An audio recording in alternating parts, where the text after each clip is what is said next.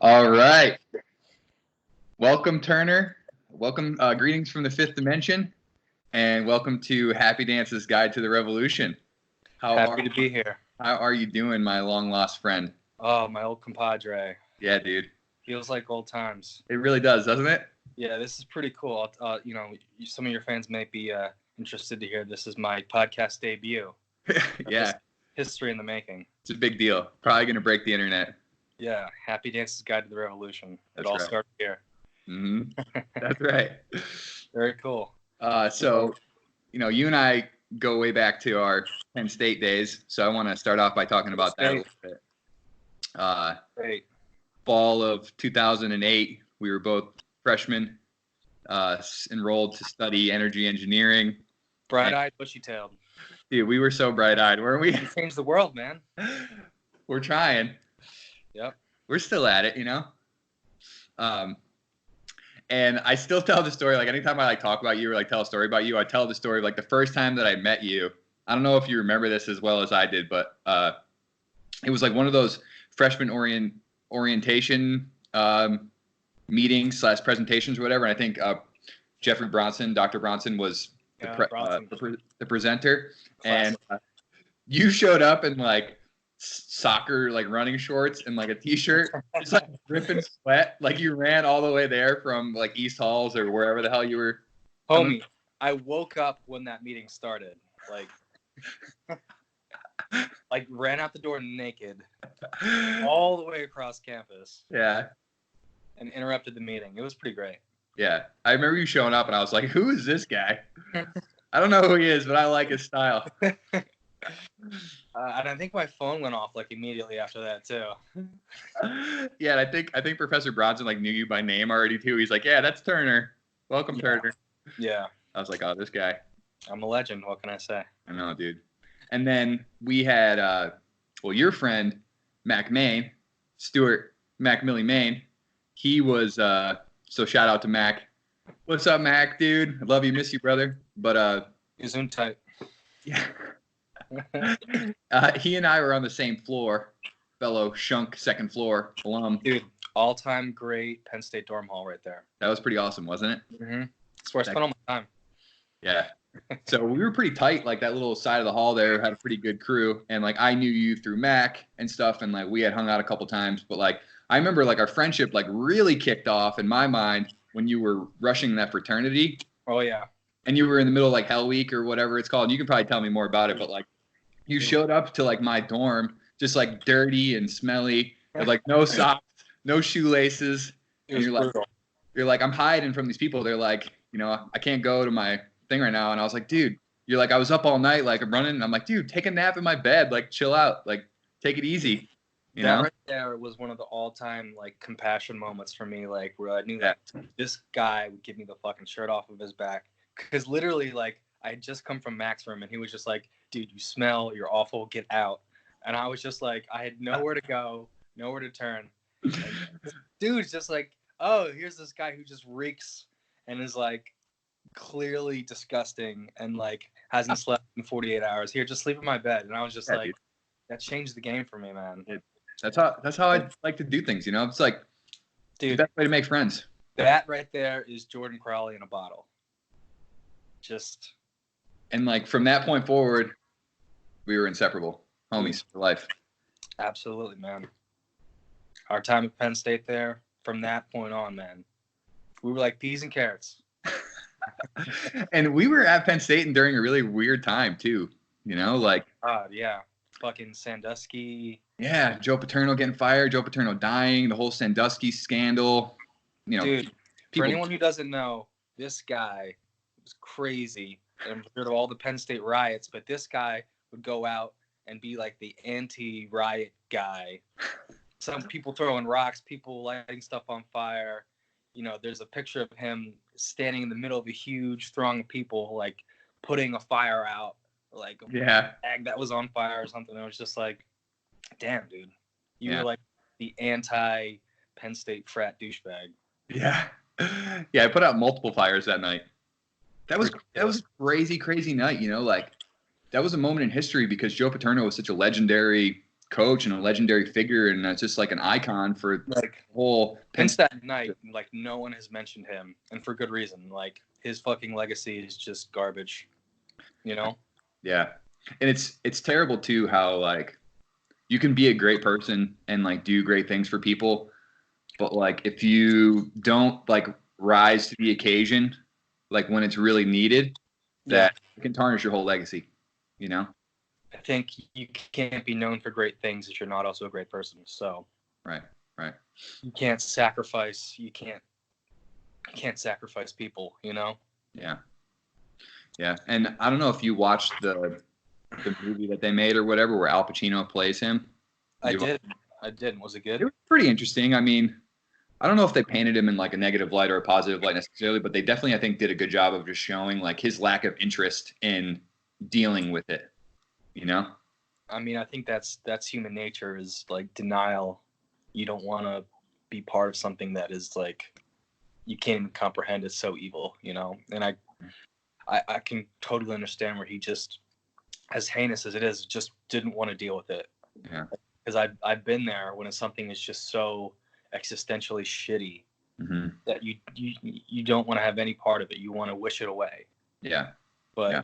Especially when it's coming from like somebody who is like, I don't know if they were friends or just colleagues or whatever. They had a relationship for a decade or more. I'm not exactly sure. 20 years maybe, where they knew each other and coached together, you know? It was like 30 years. And his calling card in the 80s when he won those championships was defense. And he was his defensive coordinator. So like, they were clearly tight. Yeah. And we were there during the swine flu thing, which obviously we're in the middle of this coronavirus pandemic now. So like thinking about how I felt about that then versus how this is now. And obviously it's apples and oranges, but you know, I remember it, but like, I don't remember it having any real effect on our lives at all. Yeah. I remember them like setting aside like certain dorm, like not conference rooms, but like what do they call it, community rooms or whatever the hell they were called, for like quarantine areas. But I don't remember them ever really even being used or anything, you know? No, it was, it's really a different scale we're dealing with now. It's one of those things like, even like the Spanish flu, all the really bad ones throughout history, like I don't think they hold a candle to the, you know, the genetic like complexity. It's like so unique what we're dealing with right now. It's like a perfect storm, and like they say. Yeah. And it was like the same deal, you know, because America is a disaster right now. Like everything going on in America is a disaster. It's 50 separate responses to this in various stages of denial, catching up to it because there's no strong federal response because we don't have strong federal leadership. Yeah. And it's like, what stage of denial is your state governor currently in? You know? And like, I can criticize all day, but like up until mid-March, I wasn't taking it seriously either. Right. Lots of people were.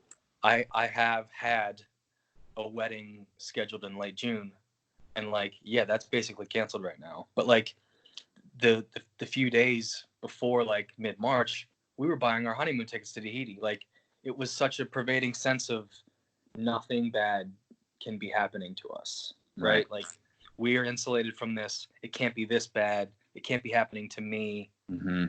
And like literally my brother-in-law was on this in like January. Like at the Super Bowl party we were at, he was just like, this is going to change the world forever. And we were like, you know, yeah. You get, I forget what it's called, but like just not the boy who cried wolf, but you hear this over and over. Like you hear about swine flu and you hear about Ebola and all these so-called pandemics, and they all kind of just washed over. So this will be the same. Like this will just be like the other ones we've seen, but no. And it was that pervading sense of denial up until like basically they canceled the NBA.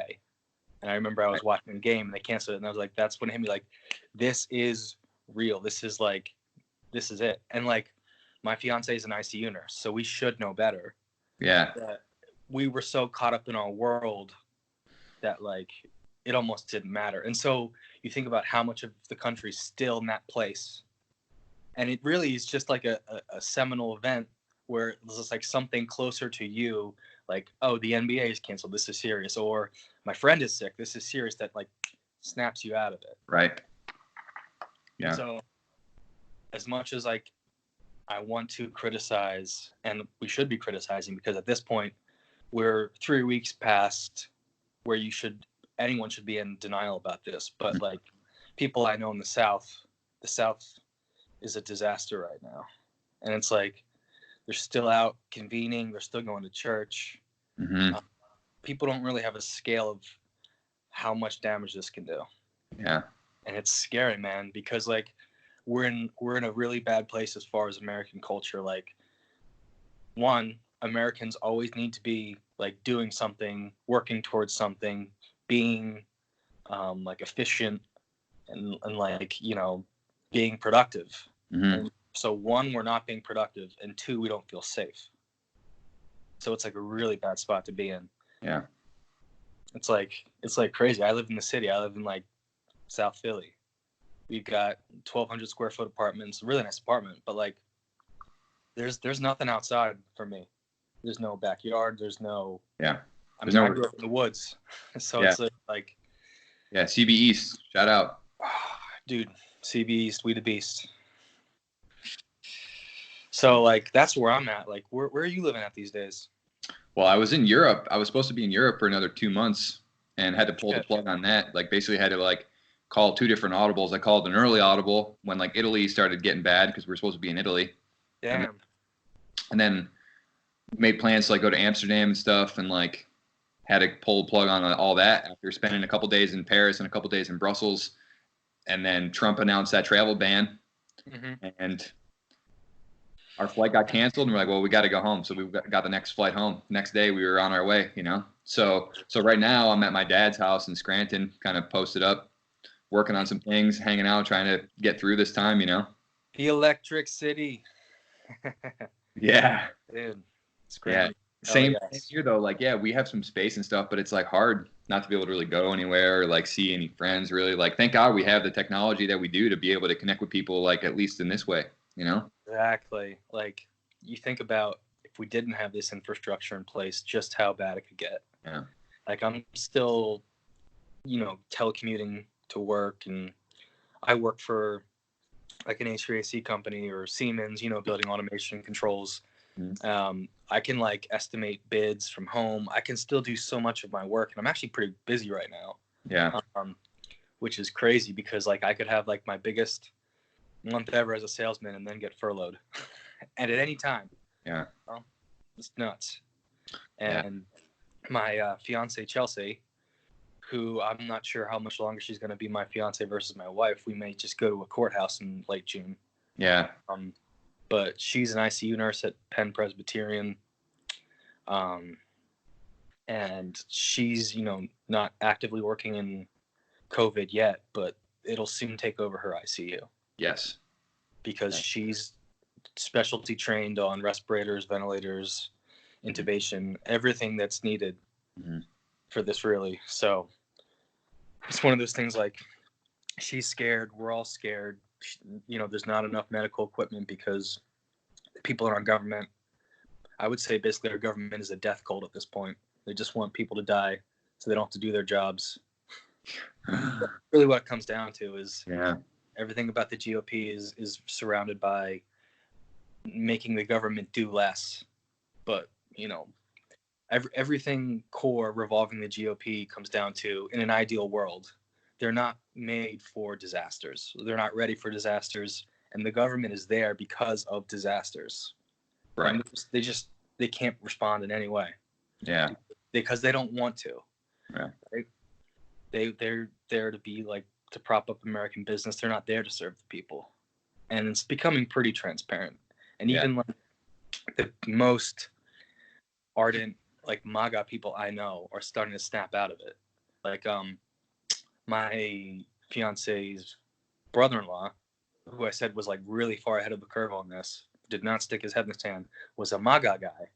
And then after watching Trump's response, he's like, I'd rather vote for Kim Jong-un. Like, yeah. And that was it for him. It completely snapped him out of everything. He's like, he's on TV lying. I'm like, yeah, I know. That's what he does. It's like the only thing he does is lie on TV. Yeah. And every time I like watch him talk, like it starts off and I'm like really trying to give him a chance. Like I'm like, I don't want to hate everything that this guy says. And like he'll start off and he's doing an all right job, but it's almost like he can't help himself. Like eventually he has to make it about him. He has to like talk about his hair, or he has to talk about his numbers, or he has to talk about like his popularity, or like how he's perceived, or how the it's like just shut the fuck up. Like it's not about you. Just focus on the issue, you know. But he, like you're saying, he's a narcissist, so like everything comes back to him in his own mind. And like you'd be surprised just how many narcissists are in America. Like our culture breeds narcissism, like the self-reliance, like the greed. The self-importance, like everything about America and capitalism and what our culture unfortunately is, it breeds that ignorance and that spite, and like everyone wants it to be about them.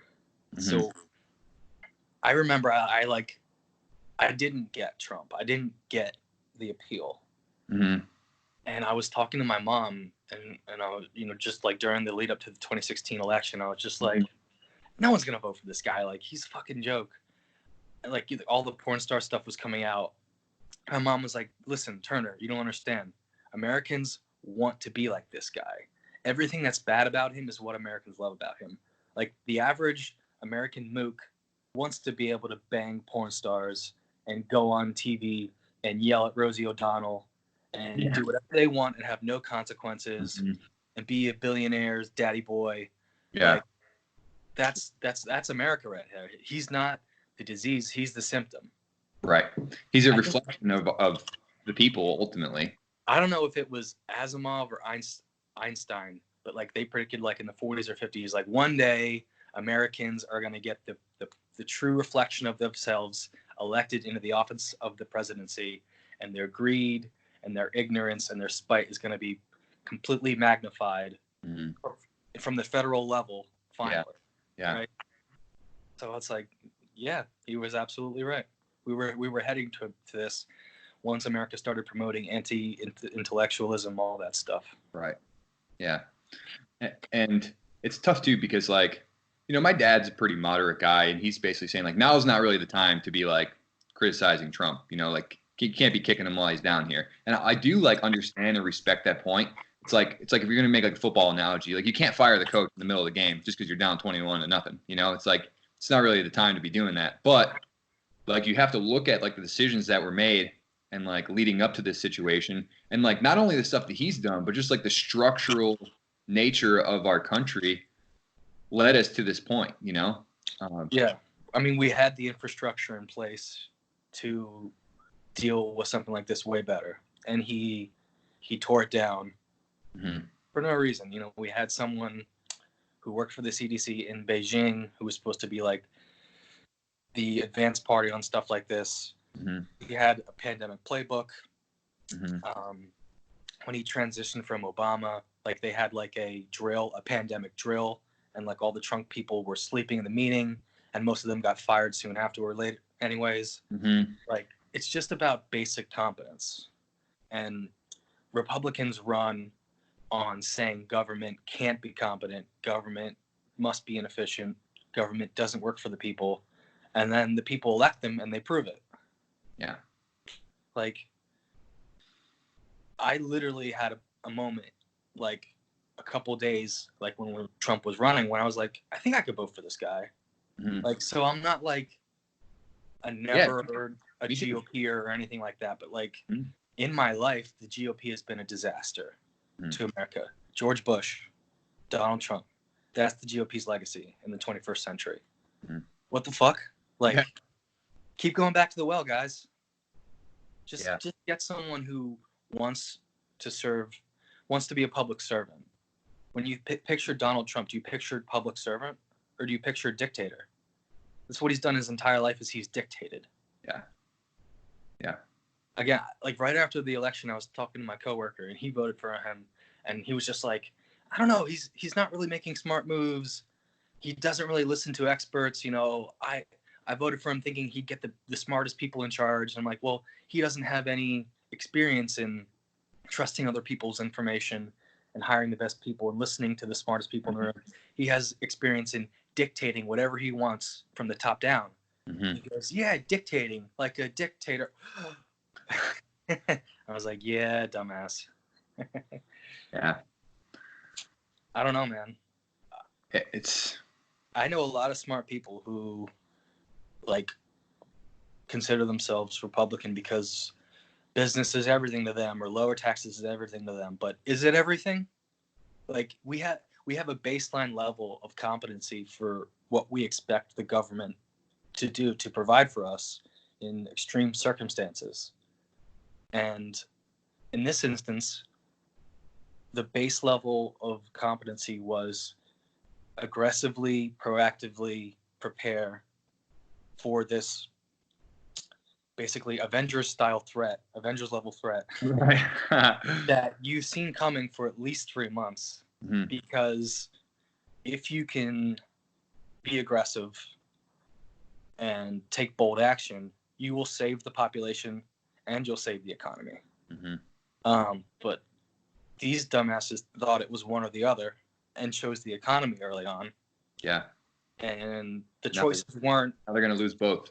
The choices weren't, save the people or save the economy. It was save the people and the economy or lose both. Right. And which road do you think we're headed down now? Yeah. Like the cities declare state of emergency, but Florida doesn't care. They keep their beaches open.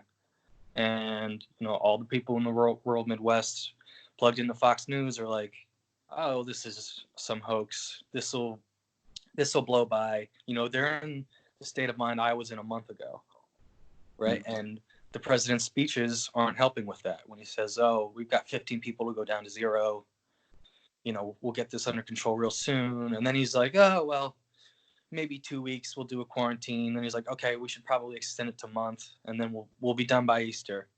Now he's like, well, okay, well, through April, and 100,000 Americans are going to die.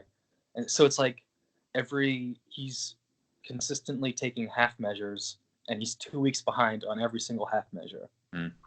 And all the, Republican state governors, like the Republican Party is basically a pyramid scheme. Nothing happens without approval from the person at the very top. So they're saying, well, I don't have any direction from the federal government, so I'm not going to lock down my state. So it's just like a circular dependency of people like grabbing the tail of the person behind them and saying, I'm not responsible. Right. And that's the GOP at the core is they do not take responsibility. Like they don't want to be there. They think government is bad.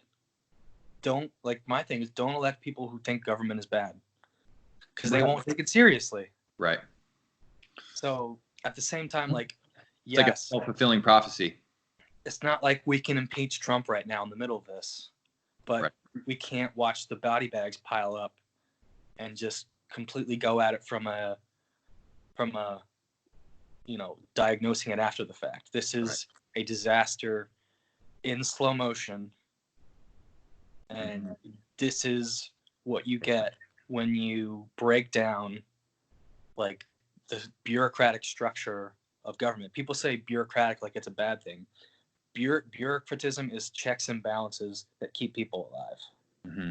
You need a system that works. You need a bureaucracy that is effective in order to handle extreme times like this.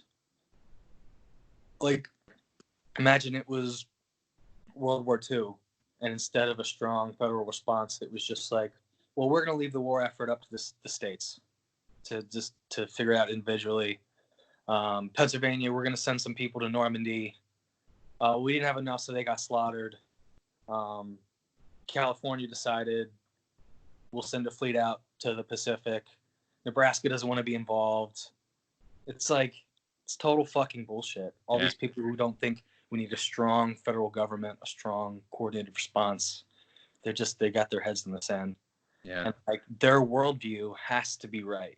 And they're freaking out. I know a lot of conservatives right now who are freaking out because their psyche is about to explode because everything that they've based their whole life upon, that they've said, well, this cruelty is acceptable because of my worldview. If their worldview proves wrong, which it will, they have to, face the bare fact that they've, greenlit cruelty as a government response. And that part of me thinks that people are already there. Like, people already think that other Americans are the enemy, and they elected Trump to punish them. And that's like a strong response, where even I feel it sometimes. It's like, oh, well, the South is going to get hit really hard by COVID. Like, oh, serves them right, even though that's completely the wrong idea to have, because we are in this all together. But sure. You can see how the GOP feels that, how the Democratic Party feels that. We've never been less united. Yeah. And that's the always thing about politics that has upset me the most is it's like we've started talking about the opposition as the enemy. Mm-hmm. And like, if we can't just have any sense of, I guess, consensus as a country, then like, what did we fight the Civil War over? And I think about that sometimes. Like, should we just let the South secede? Because like, what are the common values anymore? Like, are you in this country for yourself, or are you in this country to help the collective as a whole? Right.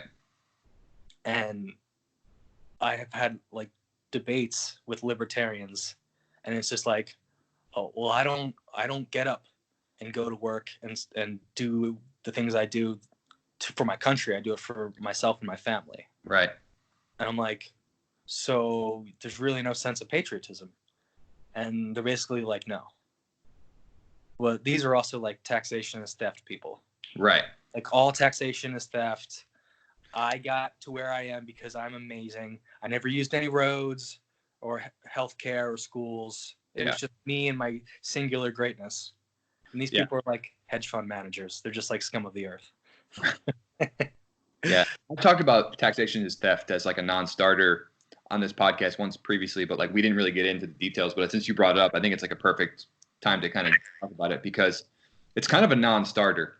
Like, if you study like social contract theory, then you know that as part of the society, you agree to the contract, whether or not you sign anything, any paperwork at all. It doesn't really matter. Like, you've agreed to participate by just being here, So claiming all stuff as a non-starter, you either have to figure out a way to like change the rules of the game that you don't agree with, or like minimize your participation in the system.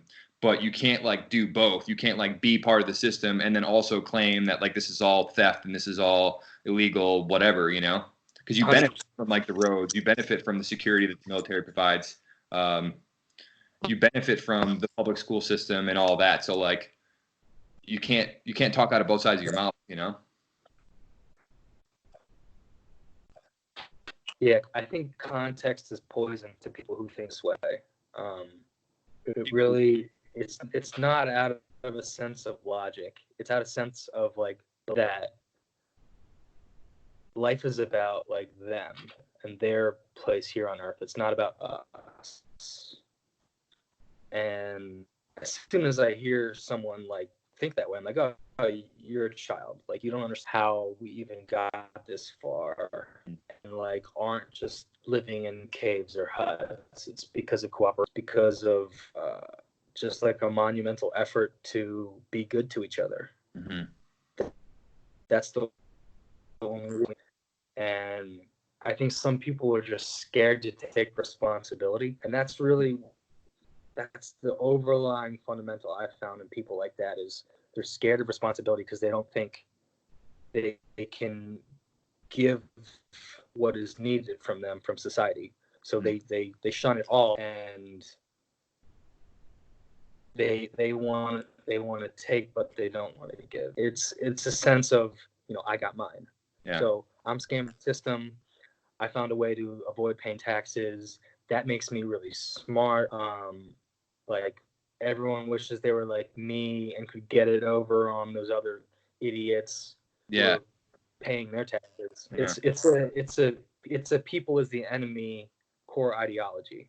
Yeah. And I remember Mac came home over Christmas break, and he was talking to someone who was a Trump supporter. Yeah. And he was like, asked them questions about a lot of stuff, and he just kind of was flummoxed and ended the conversation with, "Don't you care about people?" And the guy couldn't answer because obviously you can't answer that question. Yeah. But I was like, Mac, like, you know, you're trying through questioning to a point where he like has a self-realization that, oh, I think I'm wrong. But I was like, you can't lead him there because he already thinks people are the enemy, and that's what he thinks is correct. That's what he thinks is like the true fundamental value of people's existence on Earth, is that we have to strive against each other and push others down to pull ourselves up. Yeah. It's like, how do you deal with how do you possibly get someone to have the self-awareness to realize that that's wrong? Yeah.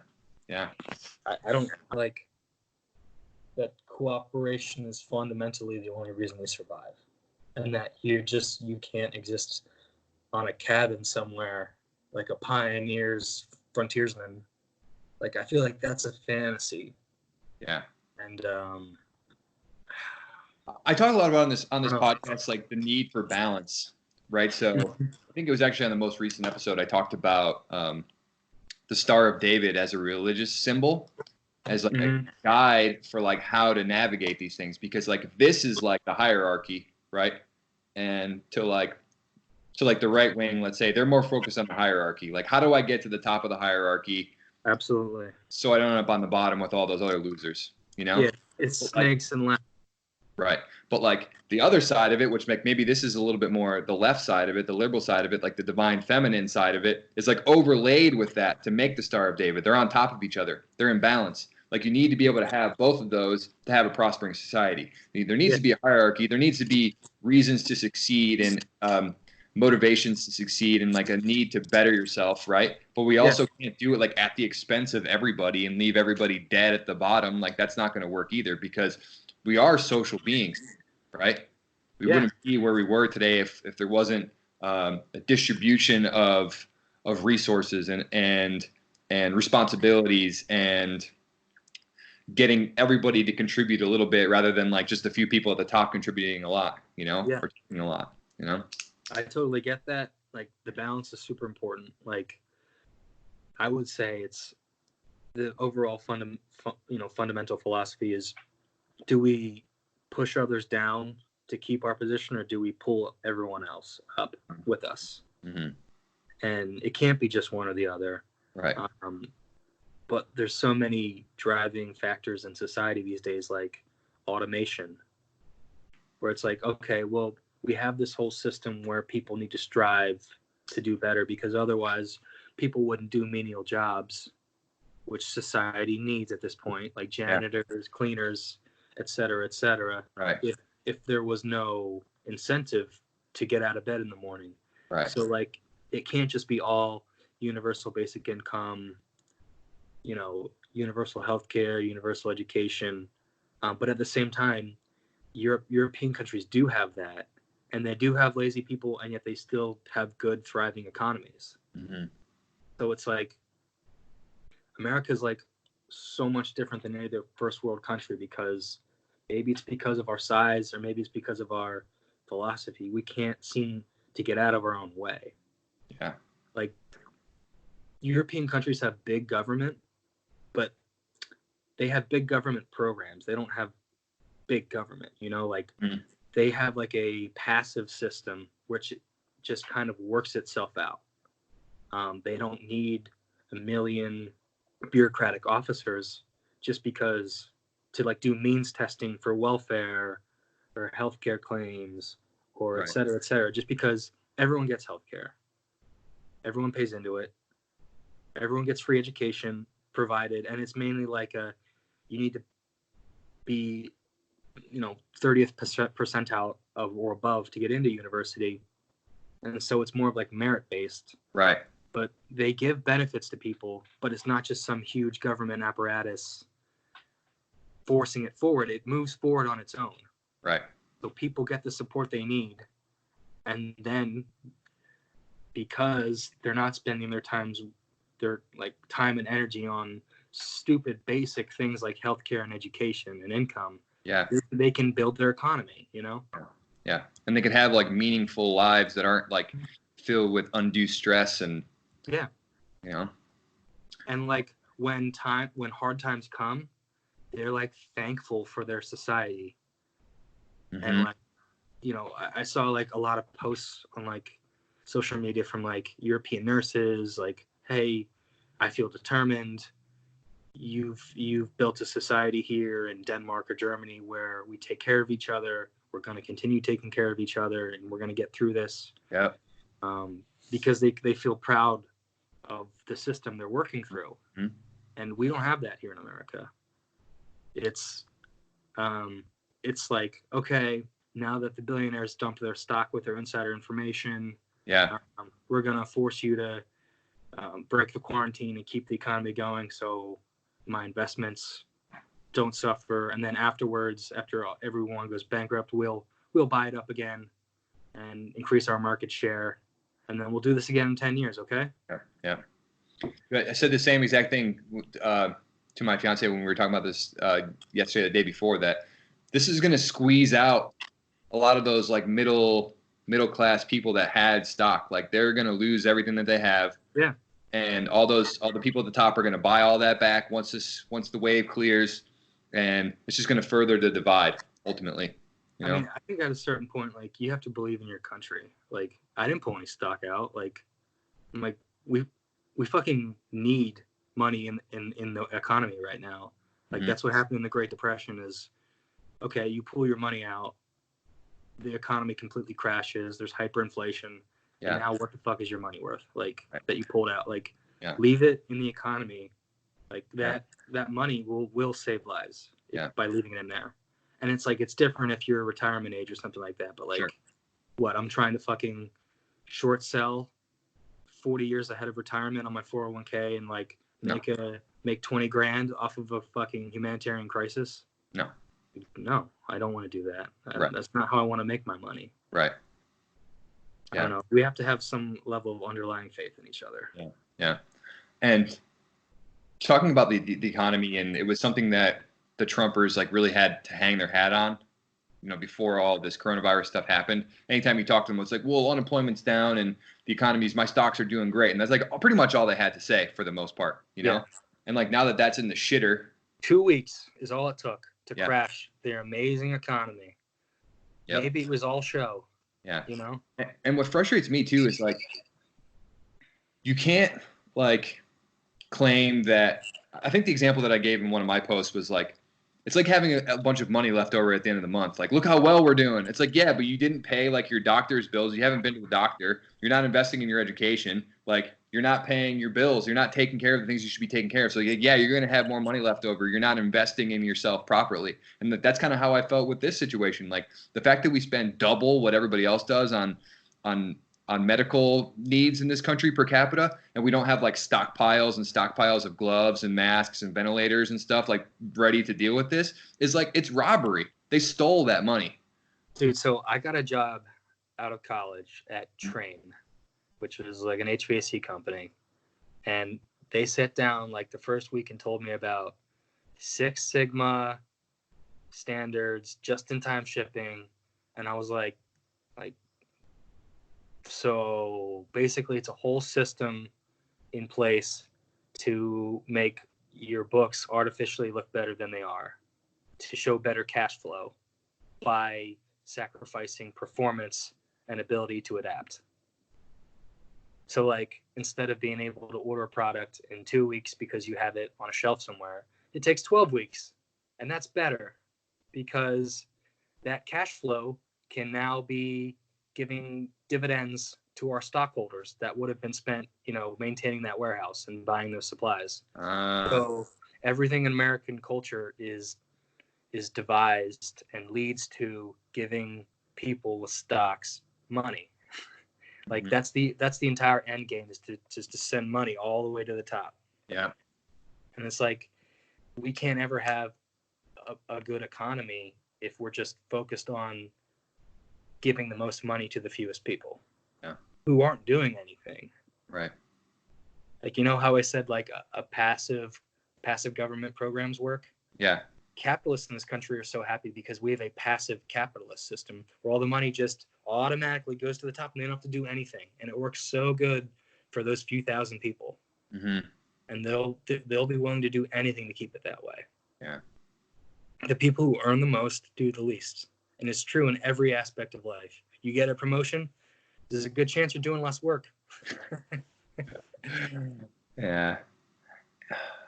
And like, really, like, the whole reason people don't understand this, it goes back to the basics. It's a shit educational system. We basically, Bush transformed our entire society into a teach to the test model, which is just like rote memorization of facts instead of critical thinking. So it's like the brain is a muscle. Or it's a series of muscles. Like, some people focus on their biceps and neglect their pecs or their calves. And critical thinking is really the leg day of the brain use, of the brain function. Like, and there's like some standards that I think, fortunate enough to receive in my education, because I went to an amazing public school district. But it's like, the first thing you should always think is like self-awareness, self-evaluation. Like, we always had like, we would read like challenging literature and then like debate it. And then we would think about like the morality of the positions we took. And one of the things that forced you to do is think, all right, what position did I take in this? Say it's like I forget what it was called, but like a conquo and it was like the neo colonialism in Africa. Like, did you side with the British or did you side with the African tribes? Like, and actually think to yourself, like, am I wrong? Am I a bad person for thinking, for like taking an exploitative stance on this issue? And that's like, that is the core of critical thinking, is questioning yourself. Because everyone thinks at the core that they're a good person. And not everyone's a good person. And it's not even as black and white as being a good person, but it's like being a good person that day or being a good person in that situation. But everyone's default is, I'm a good person. So every decision they make is justified. Every cruel decision is justified because, and that's a personal thing. I'm justified as a good person because I'm pro-life. I'm justified as a good person because I believe in God. So every decision I make is justified no matter what. Right. And that's kind of where they start, and they work from there. Right. They work to build their worldview into something that they think is the world.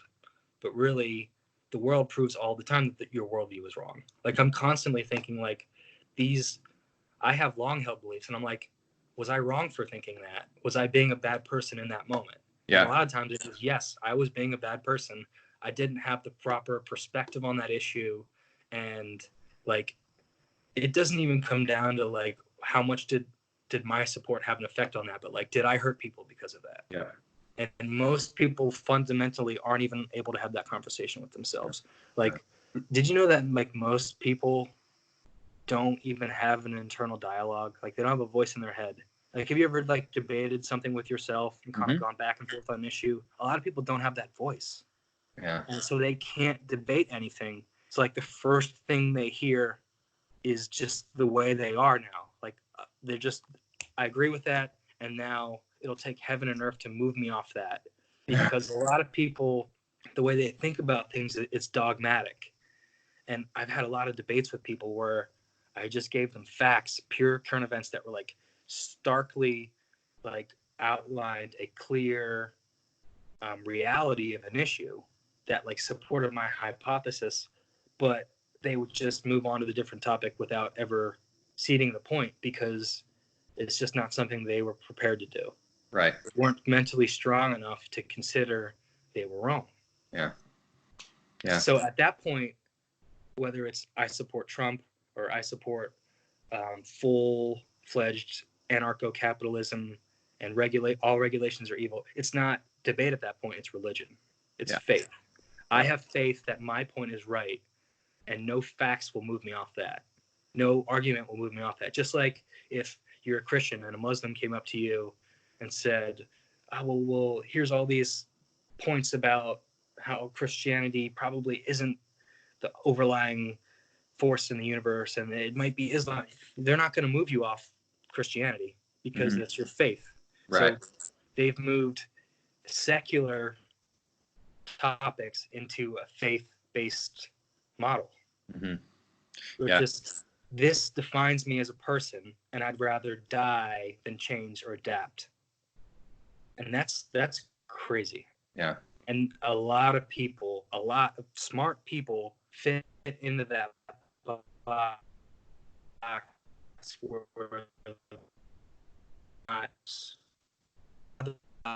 question.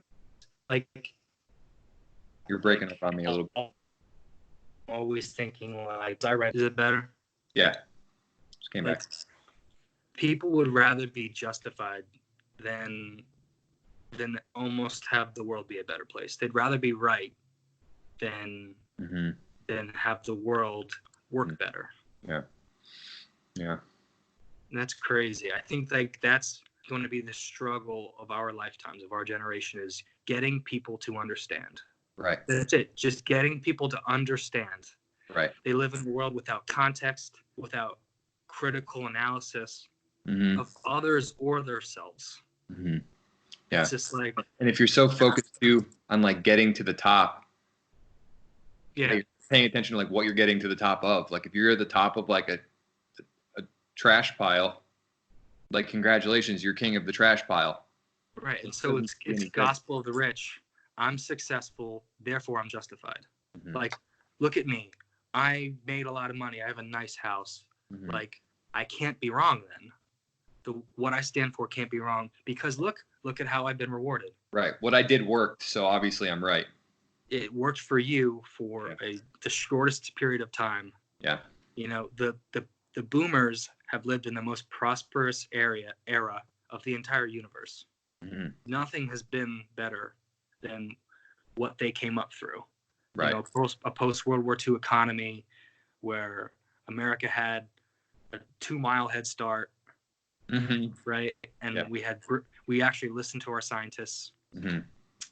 And basically because of intellectual property and technology, it created an entire generation of wealth. And that has gone straight to their heads. And they said, I built this all on my own because I'm singularly great. Like, I filled out spreadsheets, you know, at my company, and I did it so well that I became a millionaire. It's like, well, that was just a byproduct of your society. Right. And that's why we need to be more collective as a people, because if society benefits as a whole, we benefit as a whole. Right. And this pandemic is like the key underlying issue to why we need to care about people is what happens to the poorest of us, the worst of us, happens to everyone.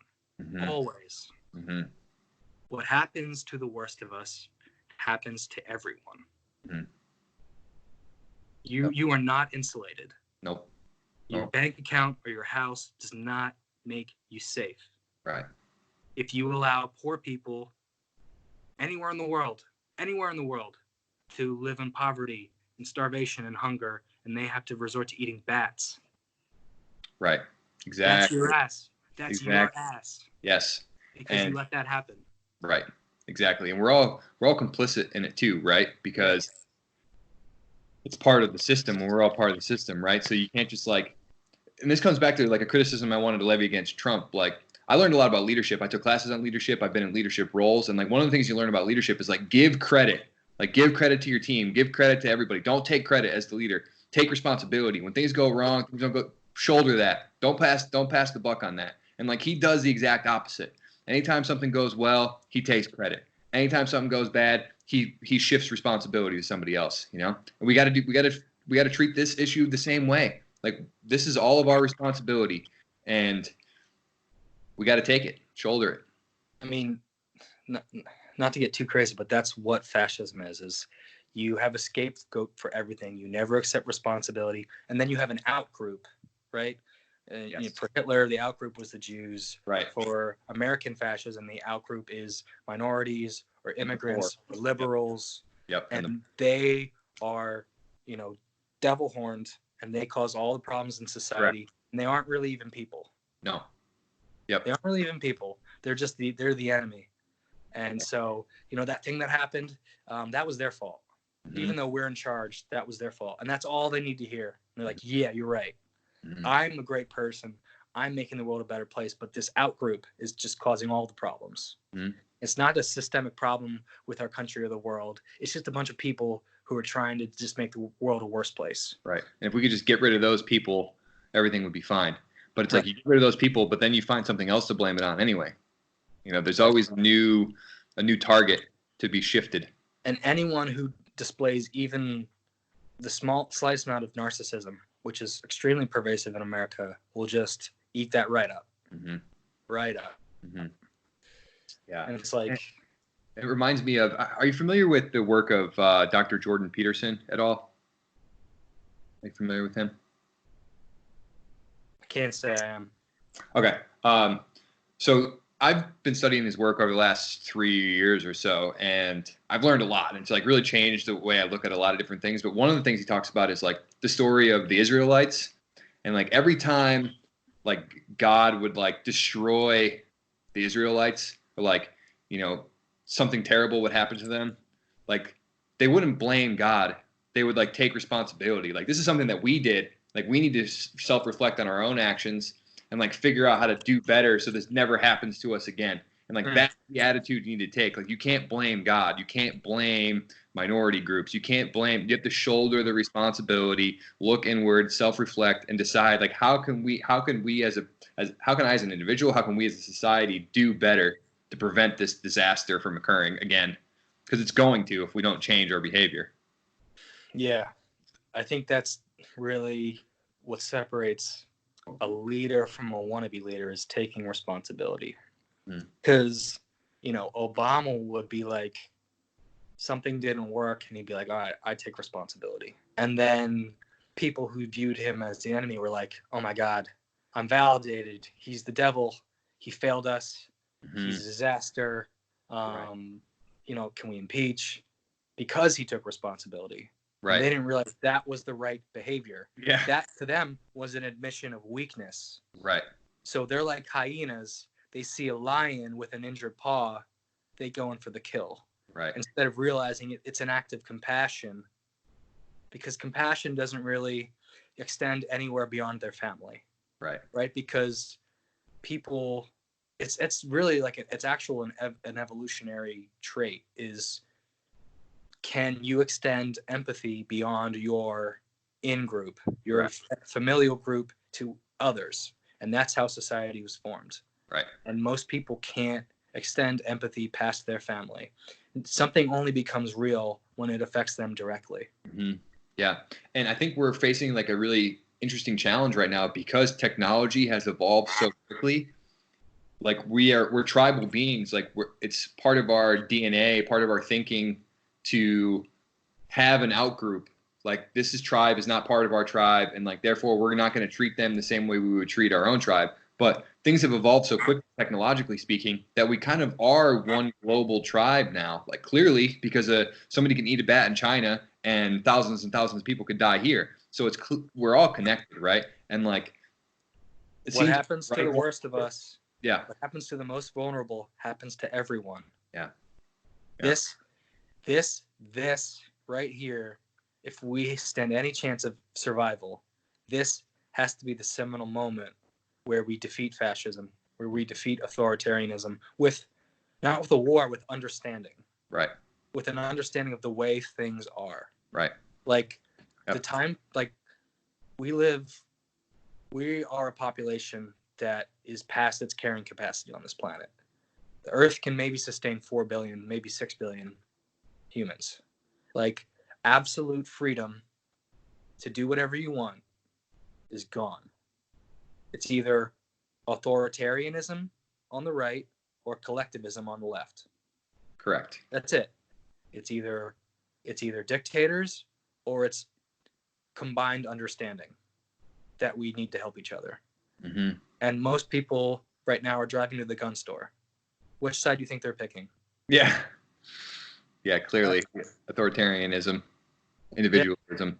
Yeah. And like this has been creeping up on us slowly throughout the entire 21st century. Mm-hmm. Like Russia has been funding right-wing governments all over Europe, all over the world, just because chaos helps their initiative. Mm-hmm. It doesn't help their country's initiative. It helps the Putin mafia initiative, which is to obfuscate things and steal tax money and, nationalize industries just to turn it into their personal piggy bank. So it's like one evil force can do that much damage if we're not able to understand things for what they are. Yeah. And I think at this point, freedom has been completely subverted. That word. Like, when do people say you're infringing upon their freedom? It's never anything good or pure. Like, no one's infringing on your freedom to enjoy a spring day or smell a flower or hug a kitten. It's always your freedom to do something cruel. Like, I don't know if you've seen the documentary Tiger King. Everyone's talking about it. I need to watch it. I haven't seen it, though. These hillbillies who own and breed tigers and exploit the shit out of them. It's like, don't infringe on my freedom to be cruel to animals. Don't infringe on my freedom to have guns and kill people if I want. Don't infringe upon my freedom to lock minorities in a concentration camp. Right. Don't infringe upon my freedom to think people are evil. It's always freedom is really freedom to be cruel in this country. Mm. Yeah. Because there's nothing else that people would want to stop. Right. Other than cruel things, which would be infringing upon your freedom. Yeah. Yeah. America has taken that word, yeah, made it its mascot, and then completely corrupted it. Yeah. To justify terrible things in many cases. Yeah. Selfish acts, Something that's been frustrating me lately with respect to like freedom is people, and I want to connect this back to the other topic of saying like the shit educational system, because that's true in a sense, right? Because there's definitely things we can improve with it, right? But like, take for example the school that you went to. You got yourself, and like you did pretty well, and you got like Mac Main, and he's doing really well, right? And like, but I'm sure you have people that you went to school with that have amounted to nothing, and probably the only thing that they've done successfully over the past 12 years is drugs, and sure. So like it failed them, but it worked for like you and Mac, So, but when I think about like my experience and like the people that failed in the educational system or like barely got out, it's like the same people that thought that like, oh, the educational system is shit. It's the same people thinking that like the government is shit. So like when you have that mentality, it's like a self-fulfilling prophecy. Like you're never going to try because the educational system is shit. So you never try, right? And then like you fast forward to today, you're like chirping on Facebook, like not even understanding like basic principles of things, like expressing a lie, something that's blatantly untrue, and like saying, well, this is my freedom of speech to express my opinion. It's like, no, you're expressing something that's not true. Like what they're saying is this is my truth. Right. Yeah. And it's like infuriating because like if you want to express an opinion, like it's your opinion. I'm not going to like attack your opinion. I might disagree with it. I might provide evidence to the contrary. But like if you're going to just provide like what would be a factual statement, except for the fact that it's blatantly false, like I'm going to like call you out on that. Like it's got nothing to do with your opinion.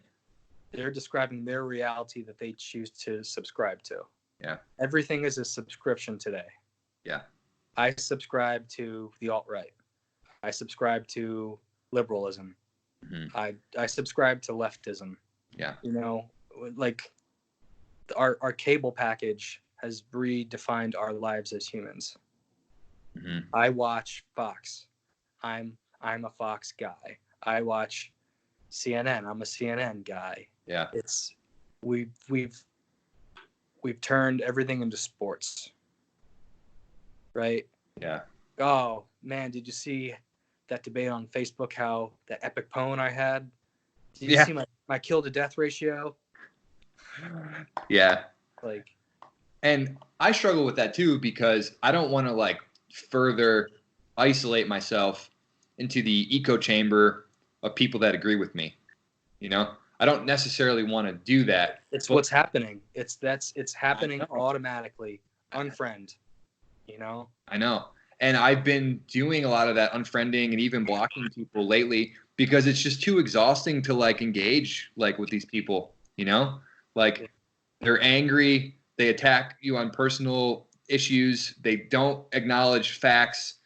Like if I've already argued with you 2 times about something and it's gone nowhere other than you calling me names and like giving me shit, like there's no point in trying further. So I just end up unfriending them. But like I understand the consequence there is that I'm further diving into the echo chamber, and like I don't know how to deal with that properly. Like conservatives have been taught to debate using and only using bad faith arguments, but they don't understand what bad faith arguments are. Right. Yep. But it's like a learned trait. They see their favorite media personalities do it, and so then it's like an algorithm to them. Mm-hmm. If you get stumped, change the topic, attack personally, create a straw man, beg the question, deny the evidence, right. et cetera, et cetera. It's like it is a subconscious algorithm that they don't even understand because they are not self-critical. Mm-hmm. So like, because they don't know the definition of a bad faith argument, they don't understand they're doing it. They don't know what it is. And when you call them out on it, it doesn't ring a bell. Mm-hmm. Because they have not sought out the underlying context, because it's not a philosophical thing to them. It's religion. It's dogma. It's, you start at my point is right, and then you build out from there. It's not let's find evidence to create a hypothesis. It's this is my hypothesis. Now let's find evidence that supports it. Yeah. It's a failing of education. Yeah, that's what I was going to say, is that the people haven't even learned about this. Like I remember learning about, what are they called? Fallacies of argument fallacies, or what are they called exactly? There's like 7 different types or something like that, and they even break up into subcategories. I kind of forget all the details. I found a chart, actually. I'm going to see if I saved it. I'll send it to you. And it like breaks it all down, and it's like mind-blowing. I think I have it too. But the point I was going to make is these people never really even learned any of that. I know. Techniques of science denial. Oh, that's something different. Okay. Yeah, anyway. Techniques of science denial. We're looking at the same one. Yeah. Let's see, fake experts, logical fallacies, impossible expectations, cherry picking, conspiracy theories. So I had like what was an attempt at like a really honest debate with basically people who were my brother's friends. We were all in like a group WhatsApp because of my brother's bachelor party however many years ago. Mm-hmm. And so we clashed back and forth over stuff, and they're just like, well, let's create a separate WhatsApp group just purely for political conversations. And so then we tried to start it off with debating climate change. And I was like, well, here's the scientific consensus. And then they basically said, well, there was problems with the underlying data, for one of the scientist groups at this conference, and therefore it's all a hoax. And they forwarded me this article that said, like, there's been put into doubt some of the scientific method and forecasting models of the projections. And so therefore, it calls into question the entire model of climate change, blah, blah, blah. But like, it was exactly that vague. It gave no more details. Mm-hmm. And so it was clearly just fucking bullshit. Yeah. And someone hired someone to create doubt. Yeah. Right. Yeah. And so I was like, okay, you forwarded this to me, and it shows like supposedly huge problems with the data modeling.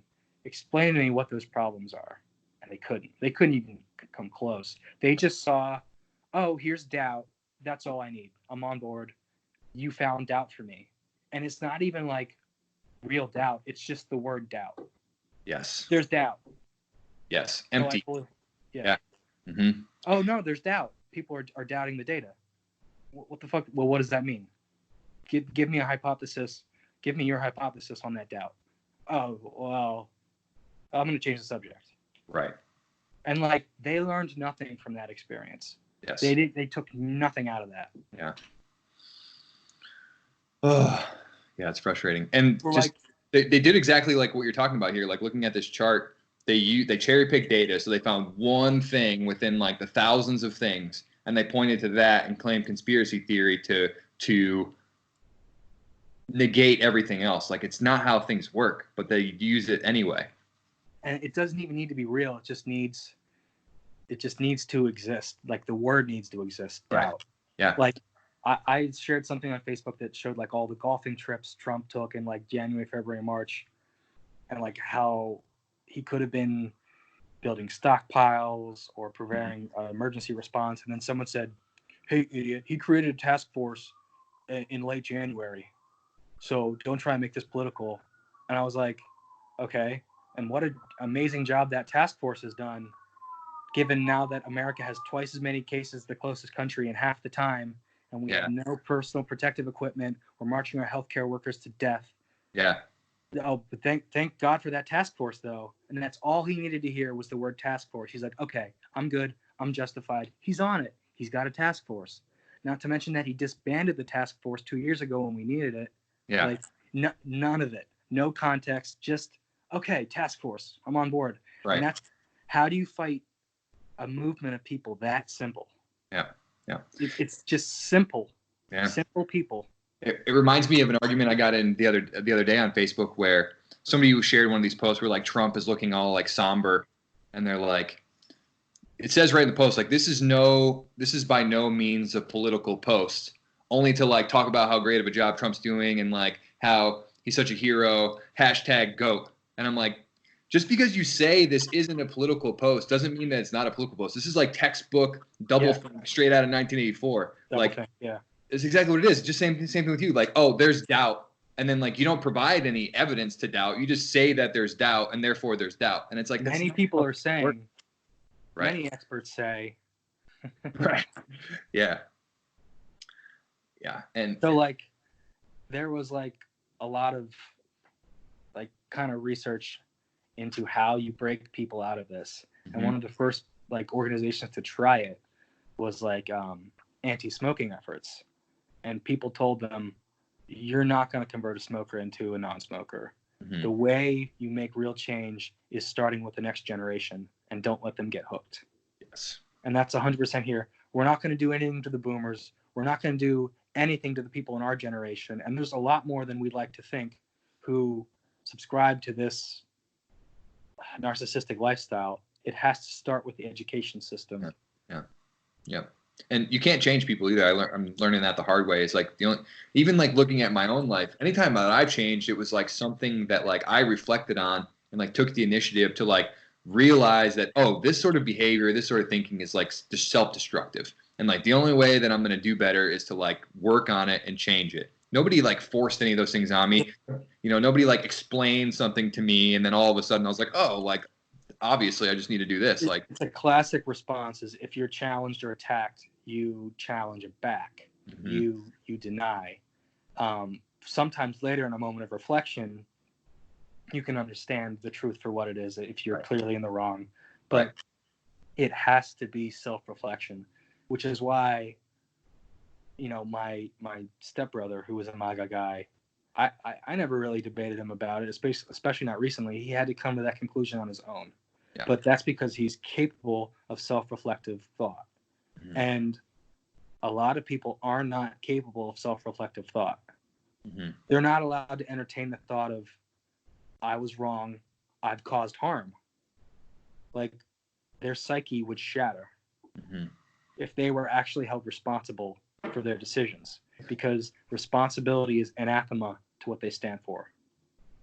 And that's it. It's just everything, like when it comes to taking care of society, maybe implementing, collective socialism measures to take care of people is you stepping up and saying, I will invest in my country so that I can be responsible for our future, for our present. And some people are just like, no, I'm squirreling my wealth away. You're not making me responsible. No one can make me responsible for something I don't want to be responsible for. And that's exactly it. I can't make you responsible. Mm-hmm. You have to get there yourself. Yep. Mm-hmm. And that will have to start with the next generation. Yeah. I mean, we're obviously better than the generations before us, but not by enough. Mm-hmm. Yeah. And vote. What'd you say? Register to vote. Yeah. So I want to shift gears a little bit to more like broad terms and kind of the theme of the podcast and the movement, which is nonpartisan political reform. Specifically, I'm really interested in technology and how we can use technology to improve democracy, to improve our republic, to update the systems that we're operating within. So I guess I want to pose the question to you: are there any like grand changes that you would really like to see to our government, to our democracy, ignoring hurdles and ignoring like institutional inertia that would be in the way? So like if you had some creative control, if you could imagine it in a way where it could actually be that way, what would you do? What would you propose? What do you think would work? What should we change? Yeah, I don't know. I've had like some different ideas on that. Like, mm-hmm. What if our federal government was like a lottery system? Just like a random lottery. Okay. So like, just like the draft. Okay, well, I'm a city councilman this year, or I'm a state senator, or I'm a governor. But like, you were held criminally liable for every action you take. Yeah. And just put the fear of God into people and force them to fucking care about our society. Yeah. Like, you fuck up, you get people killed, you go to jail. Wow. Like, that'd be pretty epic. It's one of the most extreme things I can think of. But like, how else would you actually get people involved and like understand our system of government and force them to care? They will only care unless their ass is on the line. And unfortunately, our current system is one where we empower megalomaniacs. Because like, people run for office mostly who are attracted to power. So the people that are, should be trusted least to be put in power are the ones naturally attracted to it. That's like an inherent issue. Right. I mean, ideally, it's just you shouldn't be in office unless you're a scientist or something, or a lawyer. Like, there should literally be a class that fills the politician roles, because like, we're literally past the point of like being able to fuck around. Like, our ecosystem is dying around us. Like, you should only be able to run for office if you meet certain prerequisites. Mm-hmm. And that's like anti-freedom, but like, it's also the only way we live. Yep. So like, it's worth it. I would say the path to prosperity is an all scientist government. So I want to pitch something to you that I've talked about a couple times on the podcast here that I think is a really interesting idea and kind of a hybrid of like what you're talking about with what we currently have. So I've been calling it the the new Senate. So you basically replace the Senate. So you get rid of this whole thing of having 2 senators per state. You get rid of that entirely. First of all, that's undemocratic. Doesn't make sense that California would have 2 senators and like Wyoming has 2 senators. It doesn't make any sense whatsoever. And like it mathematically favors rural people. Empty fields are governing America. Right. So get rid of that and instead replace it with basically like a committee of experts, self-elected through those expert groups. So let's say you can come up with 100 different categories of competency, and you're going to, from that, create 100 different federal senators that are going to be part of the new Senate, and they represent people in that same competency category. So, for example, you and I have degrees in energy engineering. We've worked in energy fields. We understand environmental issues. So we might be, therefore, eligible to enroll in like the energy and environment categories. So we would be able to vote for representation, federal representation in that category to represent us in Washington. And then when laws are being passed through the House and the Senate, the House is still the same. You still have like your local representative representing your locality there in Washington. But then when it has to kind of merge with, or, you know, it has to go through both houses, it has to kind of pass through that technical lens of the experts. So when it comes down to like making a healthcare decision, like you have the head of the nurses, like the nurse senator there who's self-elected from all the other nurses in the country. And like, because they trust her, because they like her work experience and work ethic and like her credentials. And then she's there, like she gets to speak on behalf of it. She gets to have maybe even some sort of weighted decision making on the subject. What you're describing is government by union, government by organization, right? Yeah. Mm-hmm. It's a brilliant idea. Yeah. I think, you know, this country is long overdue for a constitutional convention.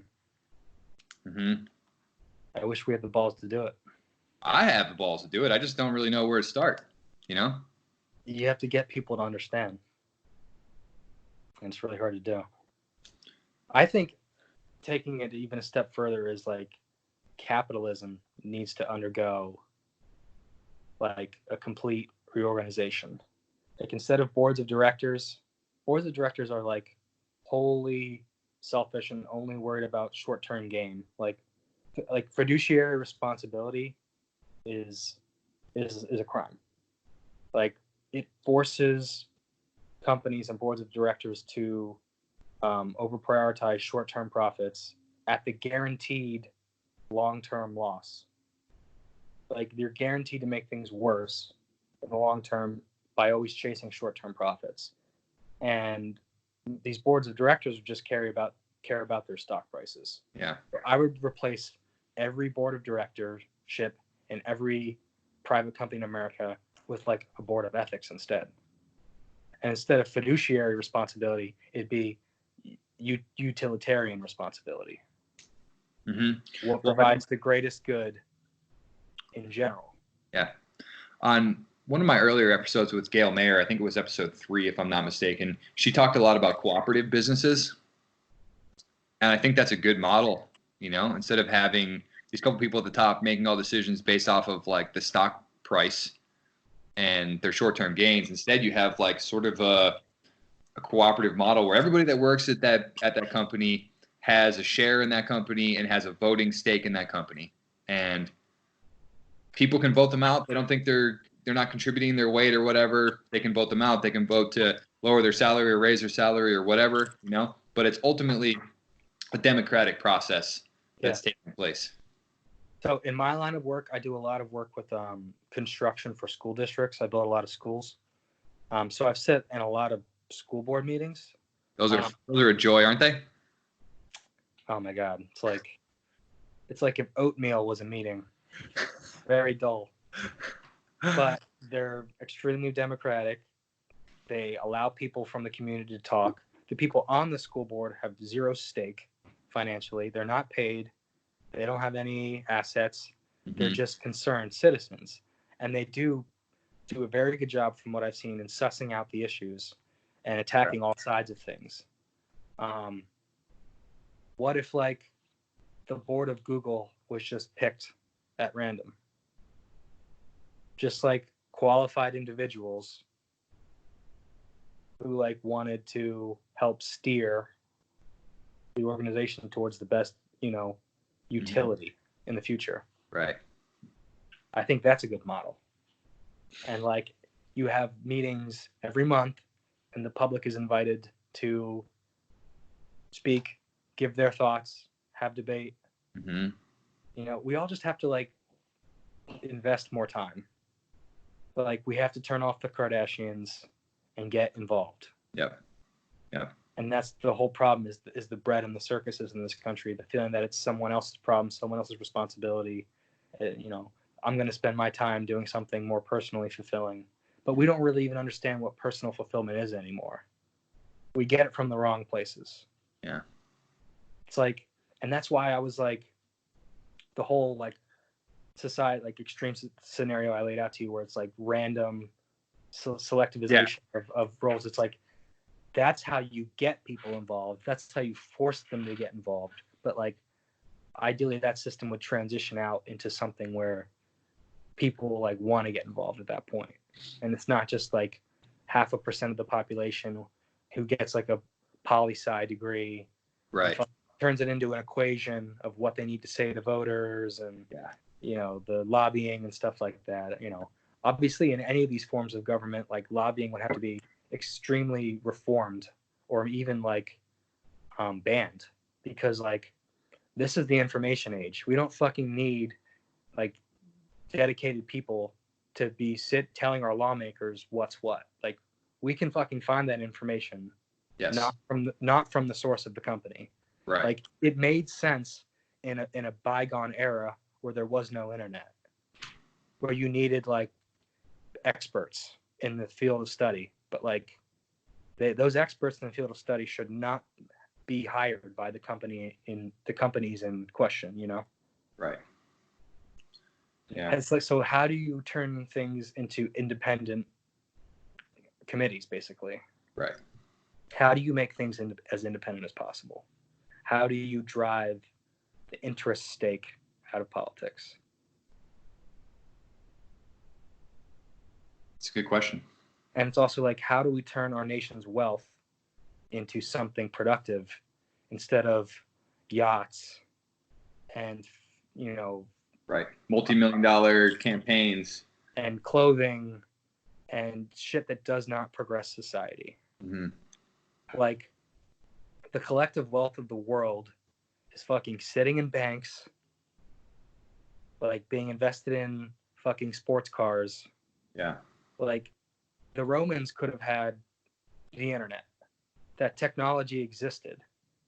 It was all about how quickly we adapted our understanding of our environment to harness it. The Egyptians could have had space travel. What could we have right now? What capabilities could we have if we focused all of our assets on evolution, on progression, on utility, mm-hmm. on innovation? Yeah. Instead of trillions of dollars parked in offshore bank accounts because a couple hundred people in this world are sociopaths. In order to be a billionaire, you basically have to be a sociopath. Like, these people spend their entire lives acquiring money by exploiting others, and it's money they'll never use. They just need it. They just need it, and they will spend into their 80s, into their 90s, all of their attention and energy lobbying Congress for that extra tax break, for that extra regulation to be torn down, so they can earn more. It's a mental illness. Yeah. Why are we giving the most power in our society to mentally ill people? Why does Mike Bloomberg have $200 billion or $70 billion? What could a single person have possibly done? And, is he spending his money to help society, or did he spend $500 million to just get his name out in the public and promote himself? Mm-hmm. It doesn't make sense. For every Bill Gates who actually puts time and effort into making the world a better place, you have 1,000 Rupert Murdochs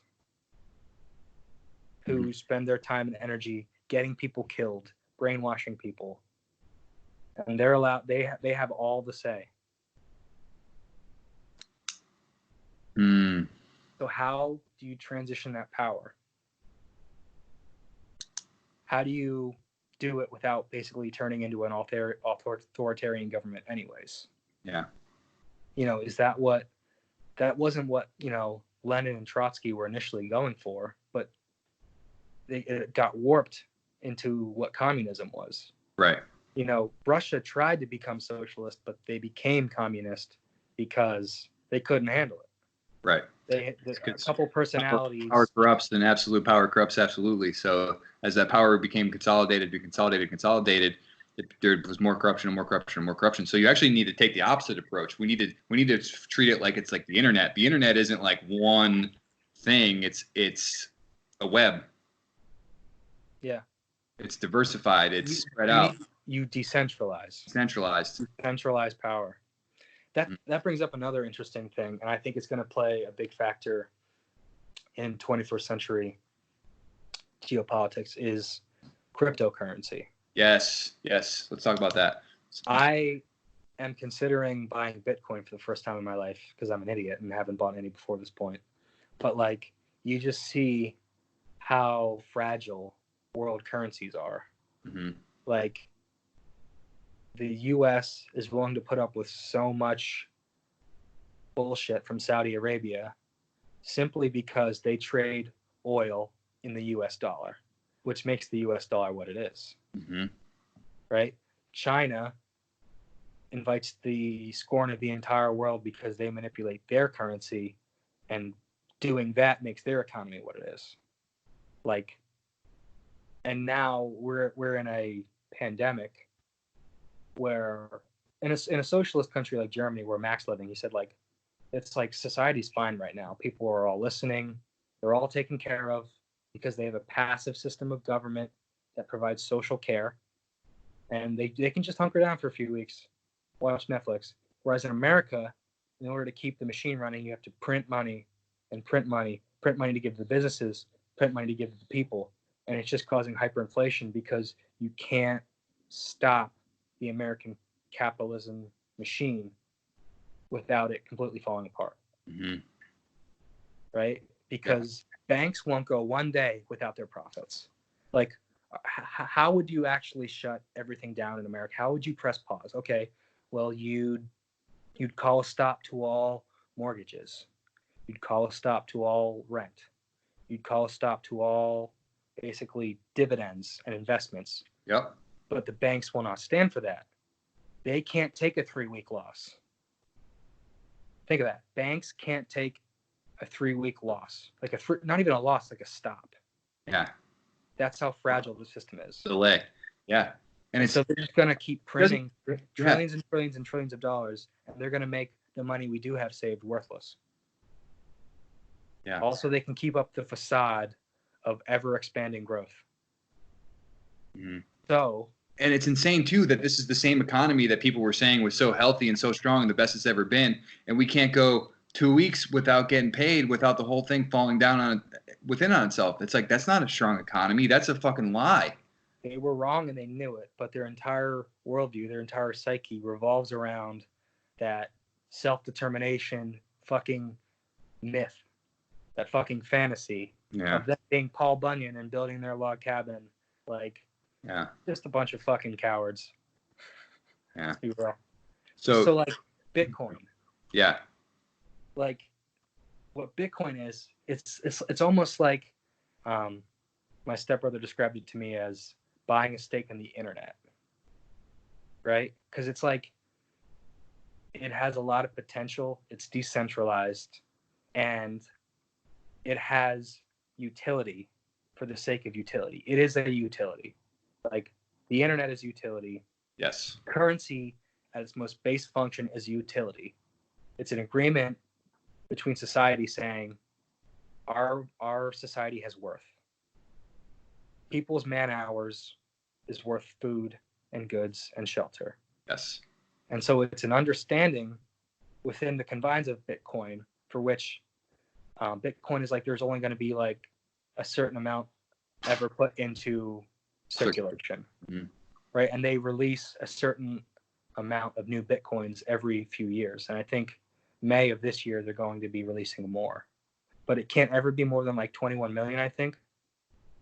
But it's also like a logarithmic scale where they like basically split up the credits every few years so that they approach 21 million, but they never actually hit it. The limit. There's so they approach a limit and they create more shares every few years, but that will stop in 2030 from what I'm hearing. And that's how it works, is people are investing in a utility together in a decentralized manner. Mm-hmm. And like, there's no FDIC, it's volatile. The value changes like drastically over short periods of time. Theoretically, if you buy a Bitcoin, there's no like bank account you can put it in. It can be stolen from you. Like there's ways to hack it, but there's also publicly funded mutual funds basically that trade in Bitcoin. You can buy shares of that, and that's probably one of the most secure ways of having it. Mm-hmm. And so like a share of Bitcoin right now is $6,000. They give you one Bitcoin. And I had friends like in Penn State in 2012 who had Bitcoin and were using it to like buy drugs on Silk Road, like buy weed and have it shipped to their house. Yeah. Like, if you would just kept that money, and maybe they probably did. If they had Bitcoin at that point in the first place, they're probably millionaires off of it, you know? Uh-huh. And I was like talking to my friend who knew about Bitcoin, like what's keeping us from mining it? And he said, well, all these countries like China and Russia, they have like Bitcoin farms. And so it's like become like a state. It basically is a state funded currency now because of that. Because all these companies are building their own Bitcoin servers and are creating their own Bitcoins, like they're completely invested in it. Yes. So it's like a real currency. Yes. And so like in this period of uncertainty when we're just printing money, and we're going to be printing money for a long ass time. Yeah. Yeah. Like this ain't done by July 1st. This is, you know, we're starting to recover this probably in late 2021. So what good is any money in the bank after all that time of just printing trillions to keep the facade of this economy going? Mm-hmm. So like, I feel like Bitcoin is a good hedge right now. It's like a risk hedge. Mm-hmm. But it has the potential to grow exponentially over the next 10 years. Mm-hmm.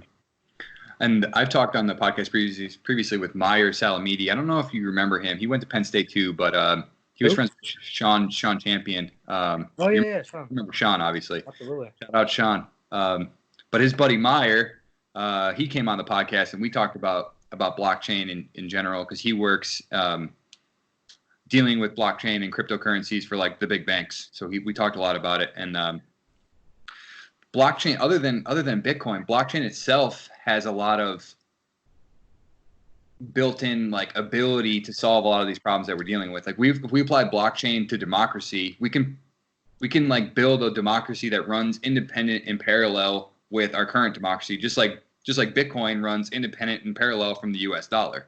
You know, we could build out these systems of getting people's say and communicating as a group, you know, and tracking.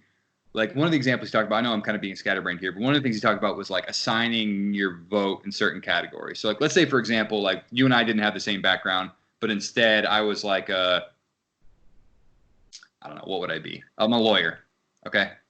So when it comes to matters of like energy and the environment, I would actually assign my vote to you.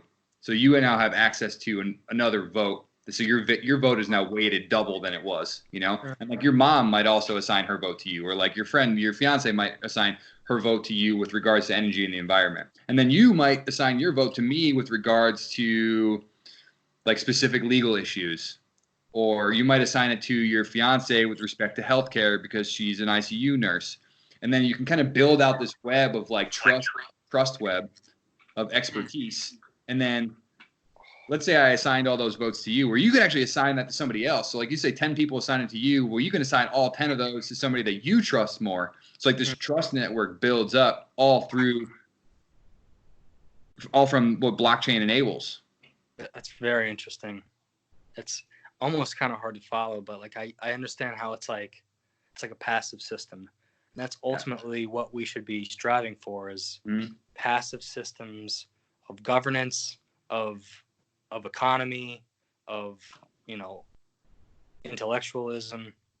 You think about a lot of the problems in this country is it's because we have a big infrastructure of government, but they're not actually committed to providing utility. So it's really just a bloated bureaucracy that like gives some to some, but is mainly focused on giving out as little utility as possible. Yeah.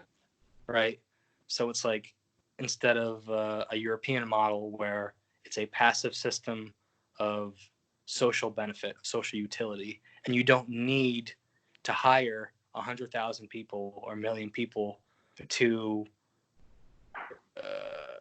basically manage that Right. infrastructure because it's passive. Right. Exactly. Right. Like a solar array. How do you get a system It that does kind what of it just does. is intuitive and runs itself? Mm-hmm. I think that's what you're explaining. Mm-hmm. Or like ideally would be explaining, like, because like otherwise it just becomes a mess of interpreting things. And I think America is just, it's really overcomplicated between local government, state government, federal government, between like, what if we just had like, what if Americans voted on laws? Direct democracy. Yeah. Like by text or on voting day. Like, you know, we already do that for certain initiatives within the state. What if we did that on the federal level? Yes. Yeah. Like, why don't we have more ranked choice voting and runoff elections? Dude, ranked choice voting is one of like my pillars of this whole thing. I think that should be the default voting system for just about every election in the U.S. Right. But we won't get there unless we kick Republicans out first, because they are absolutely invested in this form of governance. It's working extremely well for them, and they will fight literally to the death. Yeah. They will invite Russians to hack our election system before they will fucking greenlight ranked choice voting. Yeah. Yeah. So, transitioning here a little bit, because I'm at the point now where I hiked the AT last year. I was supposed to be on this European adventure doing organic farming and things, which got called short. So now I'm like looking at getting back in the game of career and things. And obviously, right now we're in the middle of this pandemic, so people are being laid off and furloughed like crazy. So it's not exactly the best time to like get hired into a new spot. But I've been kind of dabbling anyway and looking at some things and applying to places. But then I thought too, like, I can go a different direction. Like, I don't necessarily have to get back in the whole energy engineering consulting world, although I certainly could and would still like to, you know, but like, what about running for office? Like, is there an office that I would be suited for? Or is there like a path to that would make sense? So I've been kind of kicking this idea around the last couple of days, and I'm wondering like what you think about that. I think it's a great idea. I think we always talk about these high-minded ideals, but then we pass the buck and say it's up to someone else, right, to realize that vision. But it's not up to anyone else. It's up to us. Mm-hmm. I think, you know, we've talked about this before. The only way you change the system is from the inside. That's right. And I think in order to be a leader, you need to be able to take responsibility and you need to have integrity. And I see you as someone who lives the values they preach. Mm-hmm. So I think that would be a good path for you. And also, if you could, I'd like to know, I guess, your journey since Penn State, because we haven't really been too close, which is a crime in itself. Yeah, it's true. But tell me about your journey, how you got to where you are right now. Yeah, I can give you like the abbreviated version if you want. Yeah. So I left Penn State in 2013 and I went to Michigan, and I lived and worked in Michigan for basically 3 years. I lived for a year in Mount Pleasant. I lived for 2 years in Ann Arbor. And I was working for an electrical contractor there, J-Rank Electric, and I was mostly assisting with their solar projects. So helping them secure solar projects, doing a little bit of project management, trying to sell solar projects. I was also involved in a lot of lighting, LED retrofits and proposals and payback analyses, things of that nature. Like performance contracting? Well, they were an electrical contractor, so they were mostly building and bidding on projects. Okay, but I was involved. Infrastructure, yeah. Got it. Yeah. So I did that for a while, and then there was some changes or potential changes in Michigan energy law with respect to net metering that made it like really difficult to sell new projects because the net metering laws were kind of up in the air as they were being debated. So like nobody wanted to build new projects. So like when that happened, I was kind of pushed into a little bit more of a project management role, which like I didn't do a great job with, you know. So eventually I left that job and moved to California, where I got hired on to do as like an energy consultant, energy engineering consultant where most of our customers were public sector entities like K through 12, community colleges, city governments, and we were hired on as like owners rep services to help them with their energy projects. So they have a certain budget for projects that they have to spend, and we would help them identify projects and complete projects. And then specifically with regards to solar, they would hire us, and I would kind of take the lead on like evaluating the cost benefits of a solar project to kind of communicate to them whether it was even worth pursuing. We would help them procure a project by putting out together an RFP and putting the RFP out in the streets, evaluating proposals, trying to kind of figure out what the best proposals were, meet with the customer to kind of go over the pros and cons of each one, ultimately to help them kind of guide them to picking one and moving forward. Where then we would kind of help a little bit, not really in a project management role, like we weren't super involved in the construction, but we'd still be there as like change orders came up to like negotiate that and make sure everything jived with the contract. And then once it was finally complete, we would make sure that it was like hitting all the energy performance metrics that were like guaranteed in the contract and that it was supposed to be hitting for like warranty needs, and then kind of managing that going forward, like even up to the years, like with their energy performance guarantee, making sure that the solar array was producing what it was supposed to be producing, all that business. And then as I kind of got further into it, we started doing things with energy storage too. I built a whole tool to evaluate like the cost benefits of energy storage projects. And then we were starting to do similar things with electric vehicle fleet conversion. So, you know, some company or entity has like X number of fleet vehicles and they all operate on diesel or gas or propane or whatever. And they're evaluating like, oh, what if we switch these over to electric? Or if we switch X number of these over to electric, like how would we do that? Would it actually save us any money? What incentives are available? It's like helping with feasibility studies with respect to that too. So I was all happy and doing all that stuff for a while. And then I kind of got an itch to do something different, which led me to quitting my job and going and hiking the Appalachian Trail, which was last year. And that was supposed to be like a 6-month thing, and ended up being like an 8-month thing, which was. How was that? Dude, it was awesome. It was it was a lifetime of adventure, like multiple lifetimes of adventure smashed into like 8 months, you know? That's sick. And it was great. It was beautiful. Like every day it was crazy. It was like really tough at times and like brutal, like testing emotionally, physically, like mentally. Like there was definitely some low points, you know, but there's also like sometimes you just stand up on this like cliff and everything's beautiful. And you're just like, oh my God, I can't believe I'm here right now doing this, you know? And I met my fiance out there and we hiked like 2,000 miles together. And that's incredible. And then like after we finished, we've kind of been bouncing around. It's kind of been crazy. Like we tried to live in New Jersey for a little while and that kind of didn't work out. And then we were like hanging at my mom's down in Virginia for a little while. And like that worked fine, but we ended up like back at my dad's in Scranton too. And then we were supposed to be in Europe, and we were in Europe for like a month, but we had like 2 more months we were supposed to get that we didn't get because of the corona. And then we had to come back and put ourselves in self-quarantine because we were potentially exposed. And now we're finally like past that quarantine period, but like everybody's in quarantine now. So now I'm just like getting back to the podcast, getting back to looking for jobs, getting back to business here, you know? Dude, that's really cool. I got a lot of thoughts in my head about like what you described. I think, well, first off, tell me about your fiance. Dude, she's amazing. She's a massage therapist and a yoga instructor by profession, and she's studying right now to be a doula. She wants to be a certified doula, which I don't know if they help deliver babies, but they're mostly there for like support the mother, I think, is their primary role. So she's studying for that. She's from New Jersey. She's pretty young. She's only like 21. She's makes me feel young. And kind of like, she's got like a really like, remember when you said we were bright-eyed and bushy-tailed back then? Dude, she's got that same thing going for her. So it really helps like me to like remember what that felt like and to like not let that spirit kind of die, you know?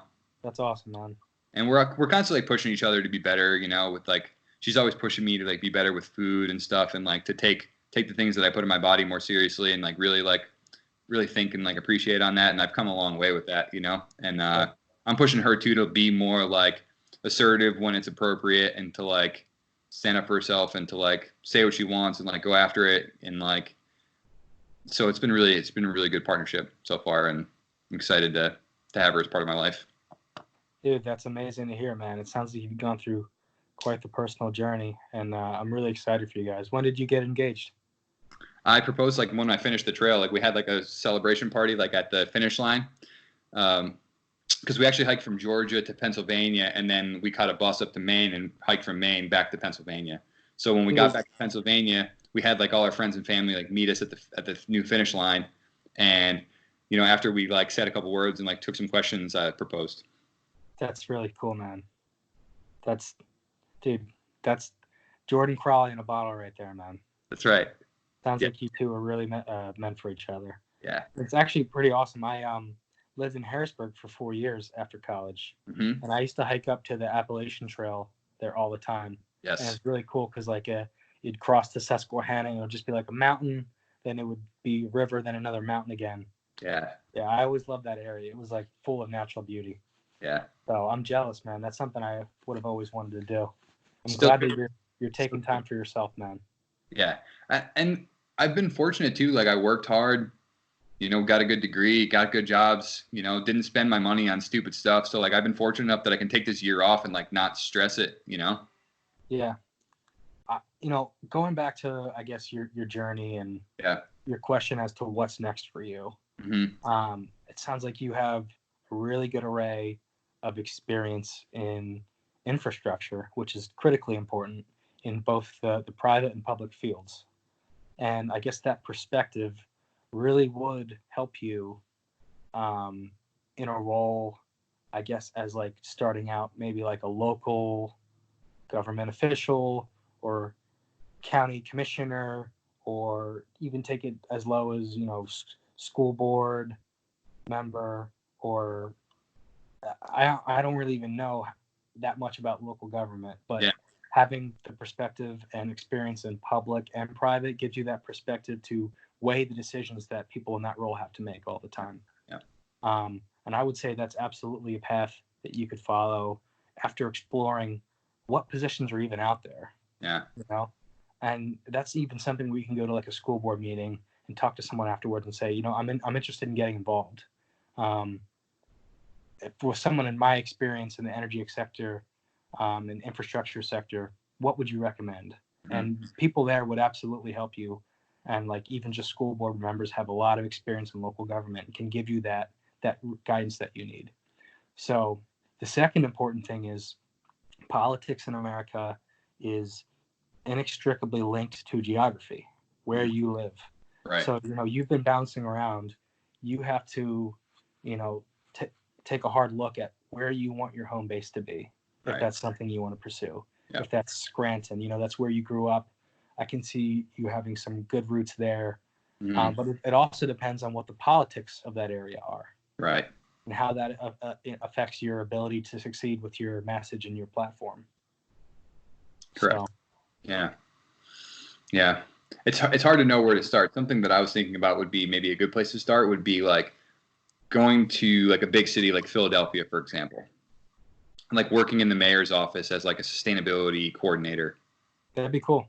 Or like helping them with their energy projects and all their city buildings and all of their city fleet vehicles and the school districts, and like just helping to kind of move all those forward, you know, and get some experience there and get buddy with like the mayor's office and like see if it's something that I would even want to do, you know, and then maybe I can apply that to like mayor of a smaller city at some point and go from there. Who knows? You work your way up. It's right. School board. It's, you know, county official, county commissioner, council member, mayor, et cetera, et cetera. Right.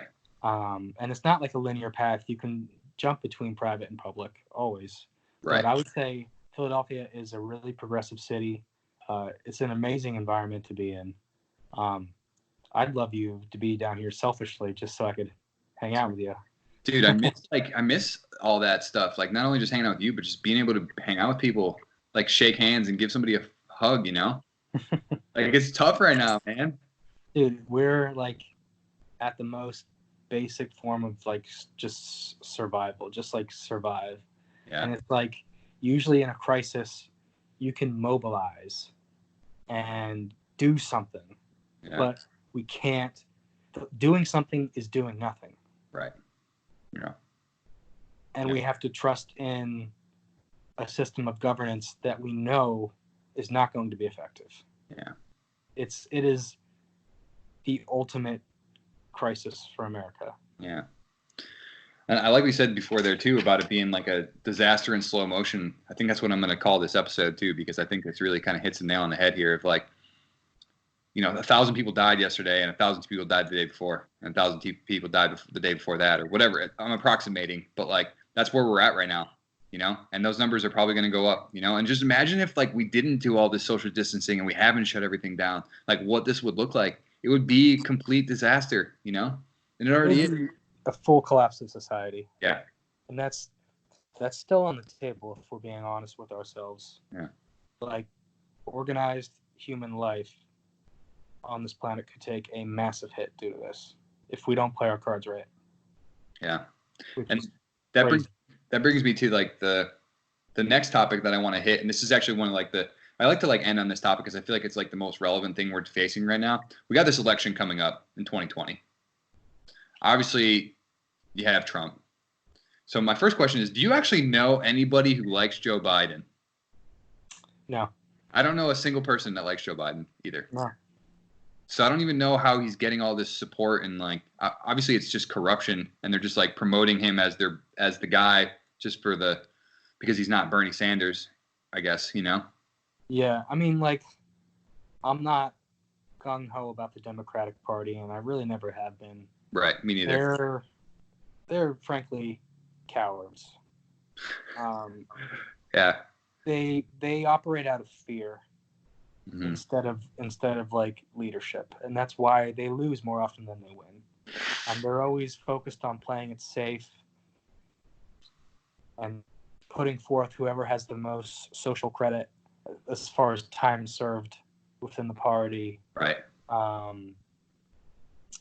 So it's also the primary system that's broken. Like the primaries should just be one day where all 50 states vote instead of like every year Iowa and South Carolina and Nevada and New Hampshire, Mississippi and New Hampshire, like states that don't even vote, that don't go blue. South Carolina is deciding the Democratic. Doesn't make any sense at all.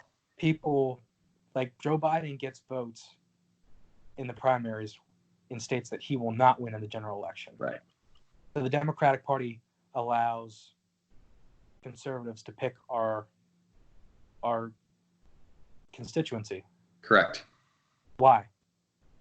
Why does it need to be slow boiling over 6 months?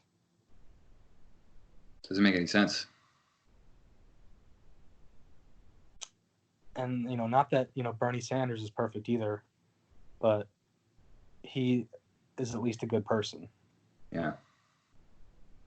Yeah, and I'm not really one to like put all my eggs in any one person's basket, but my opinion on him has evolved a lot over the past 6 months or so, and he seems to be our best chance. And unfortunately, it seems like they've stacked the deck against him again, just like they did in 2016. And that was proven, right? That was proven corruption last time. And now they're doing the same thing, basically in less direct ways, maybe. Yeah, I mean, black people don't vote for Bernie Sanders. Yeah. Black people made Hillary the candidate, and black people made Joe Biden the candidate. What do you know? Any idea why that is? Because of their connections to Barack Obama. Right. Joe Biden was his VP. Hillary was the Secretary of State. And it is basically as simple as that. Yeah. So how do we make the most of the 2020 election? Because we're going to probably be stuck in a situation where it's Biden or Trump. And you're going to have a lot of people that say, I don't like Joe Biden. I'm either just not going to vote or I'm going to vote third party. And there's a whole argument of that being a wasted vote, so on and so forth. So, like, how do we make the most of it? Like, what do we even do? Here's my take on it is everyone says, Trump has crazy abuses of power and that, the executive branch is like spiraling out of control, power hungry. And I think it's completely the opposite. I think the executive branch has never been weaker than it's been right now. I think whoever sits in the office of the presidency, they're just a figurehead at this point. Because think about Trump's actual capability to do anything. He's led by his yes men. He is strung along by the Republican Party. The power of the Senate and that infrastructure, that mechanism is what guides the country. I think the real power in America is in the Senate. And it's undemocratic. It's mathematically undemocratically set up. So it's not about Joe Biden and Bernie Sanders. It's about Alexandria Ocasio-Cortez. And it's about, for example, who's the PA senator?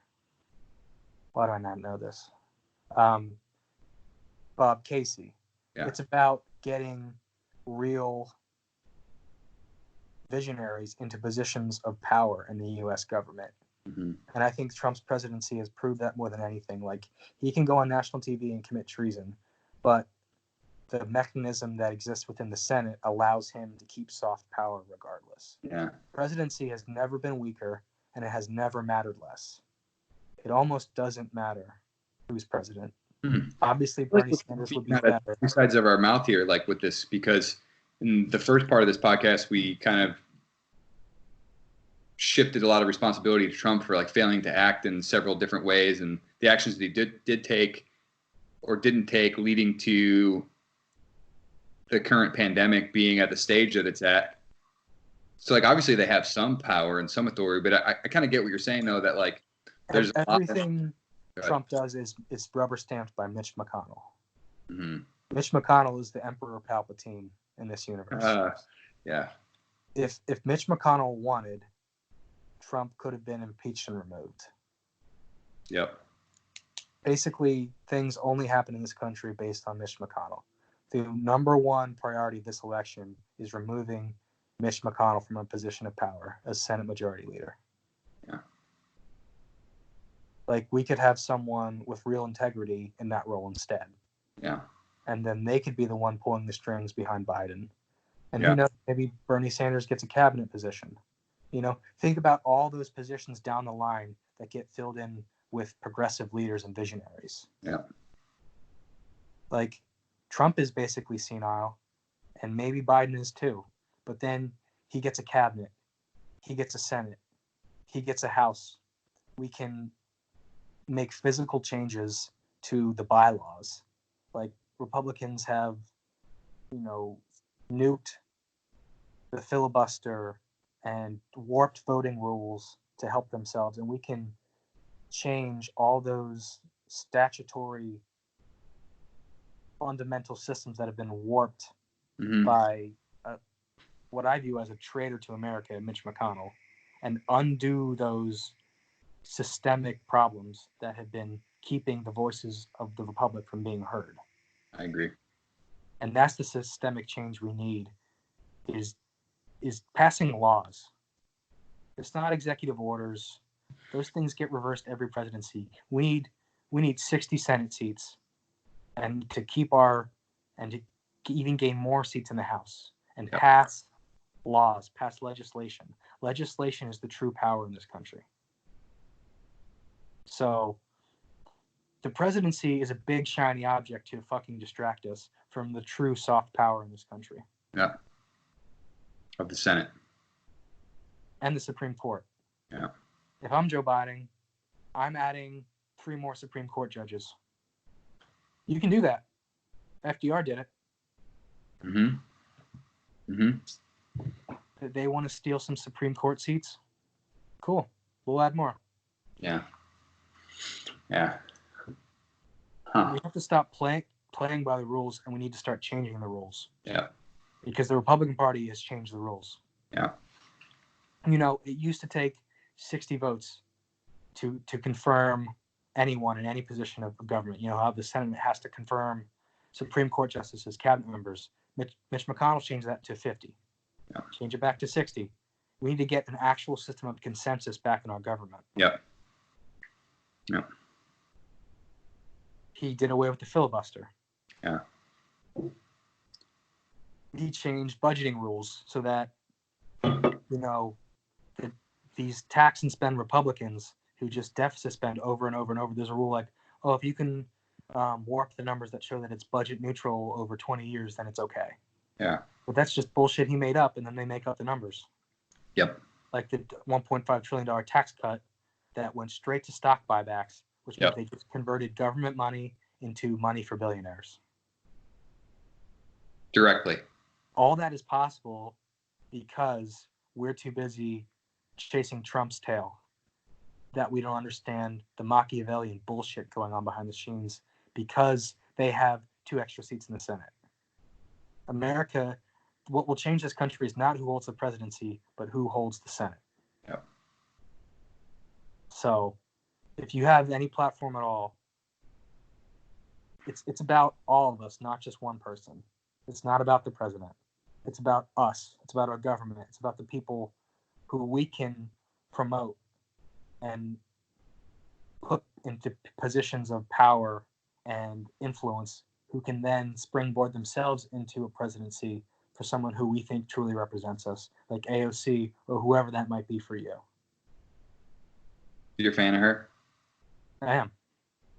Yeah, I learned, I noticed a while ago that she was kind of getting a lot of heat. Like, people kind of seem like they're constantly attacking her. And that shows you how effective she is.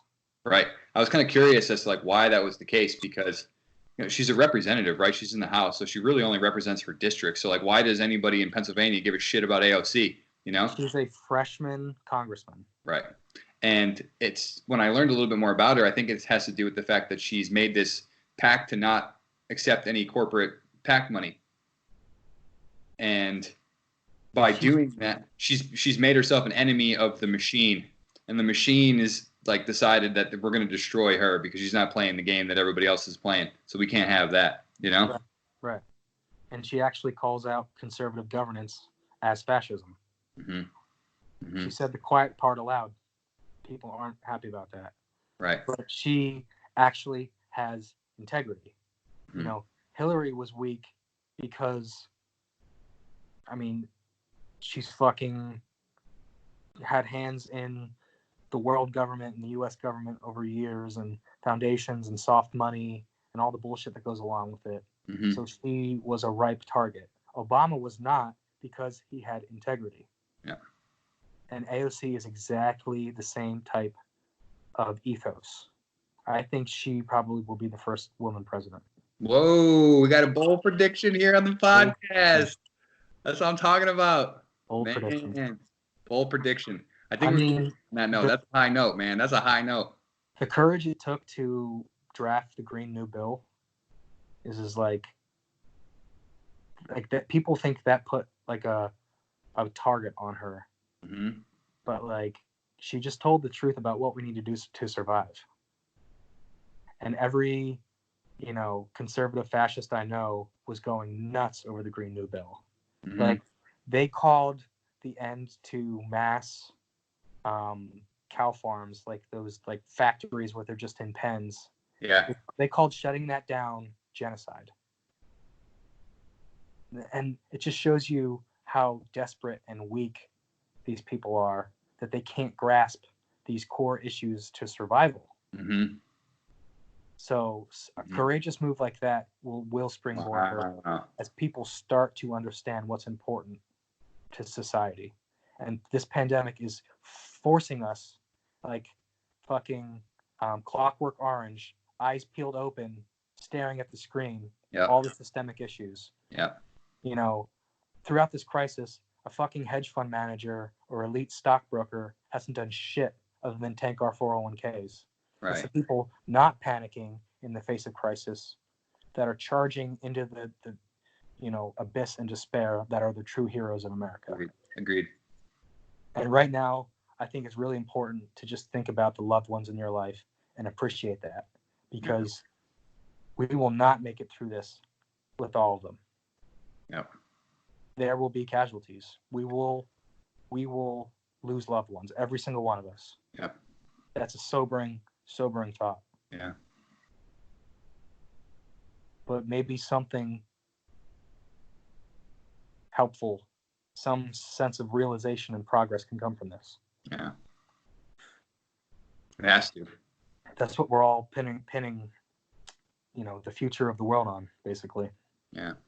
It's like a true moment of consensus where everyone everywhere understands the way things are now. Yeah. Man. So I feel like there's a lot hanging in the balance right now. It's an opportunity. Feel it. Yeah, it's an opportunity. Yep. It'll make See or break us. everything you ever wanted. Did you capture it or just let it slip? All right, man. We're past the 2-hour mark here. Anything else for me before we call it a day here? Dude, this was awesome. Shout out to Mac Millie over there in Germany. Shout out, Mac. What's up? What up, homie? Dedicated his life to research fighting cancer, and then he has to sit there while a virus tears down the world. Yeah. It's okay, Mac. You can you'll get there one day. You can submit your research on top of the rubble. Yeah. He's a doctor now, you know that? Yeah, I did know that. That's impressive. Yeah. So I don't know if you have him on WhatsApp, but send him this link. He'll want to watch this. All right, I will. Dude, let's never go 5 years without speaking ever again. Sounds good. We got to keep in touch, all right? Absolutely, man. Once it's all clears, once we get the all clear, I'm gonna have to take a trip down to South Philly and come see your ass, huh? Absolutely, man. You got a bed you can stay in. Excellent. You offer me yours, I'm offering you mine. You're the man. I love you, brother. So good talking with you. Cheers, brother. Take care of yourself. Keep in touch. All right. All right, bye. Love you, dog. Love you.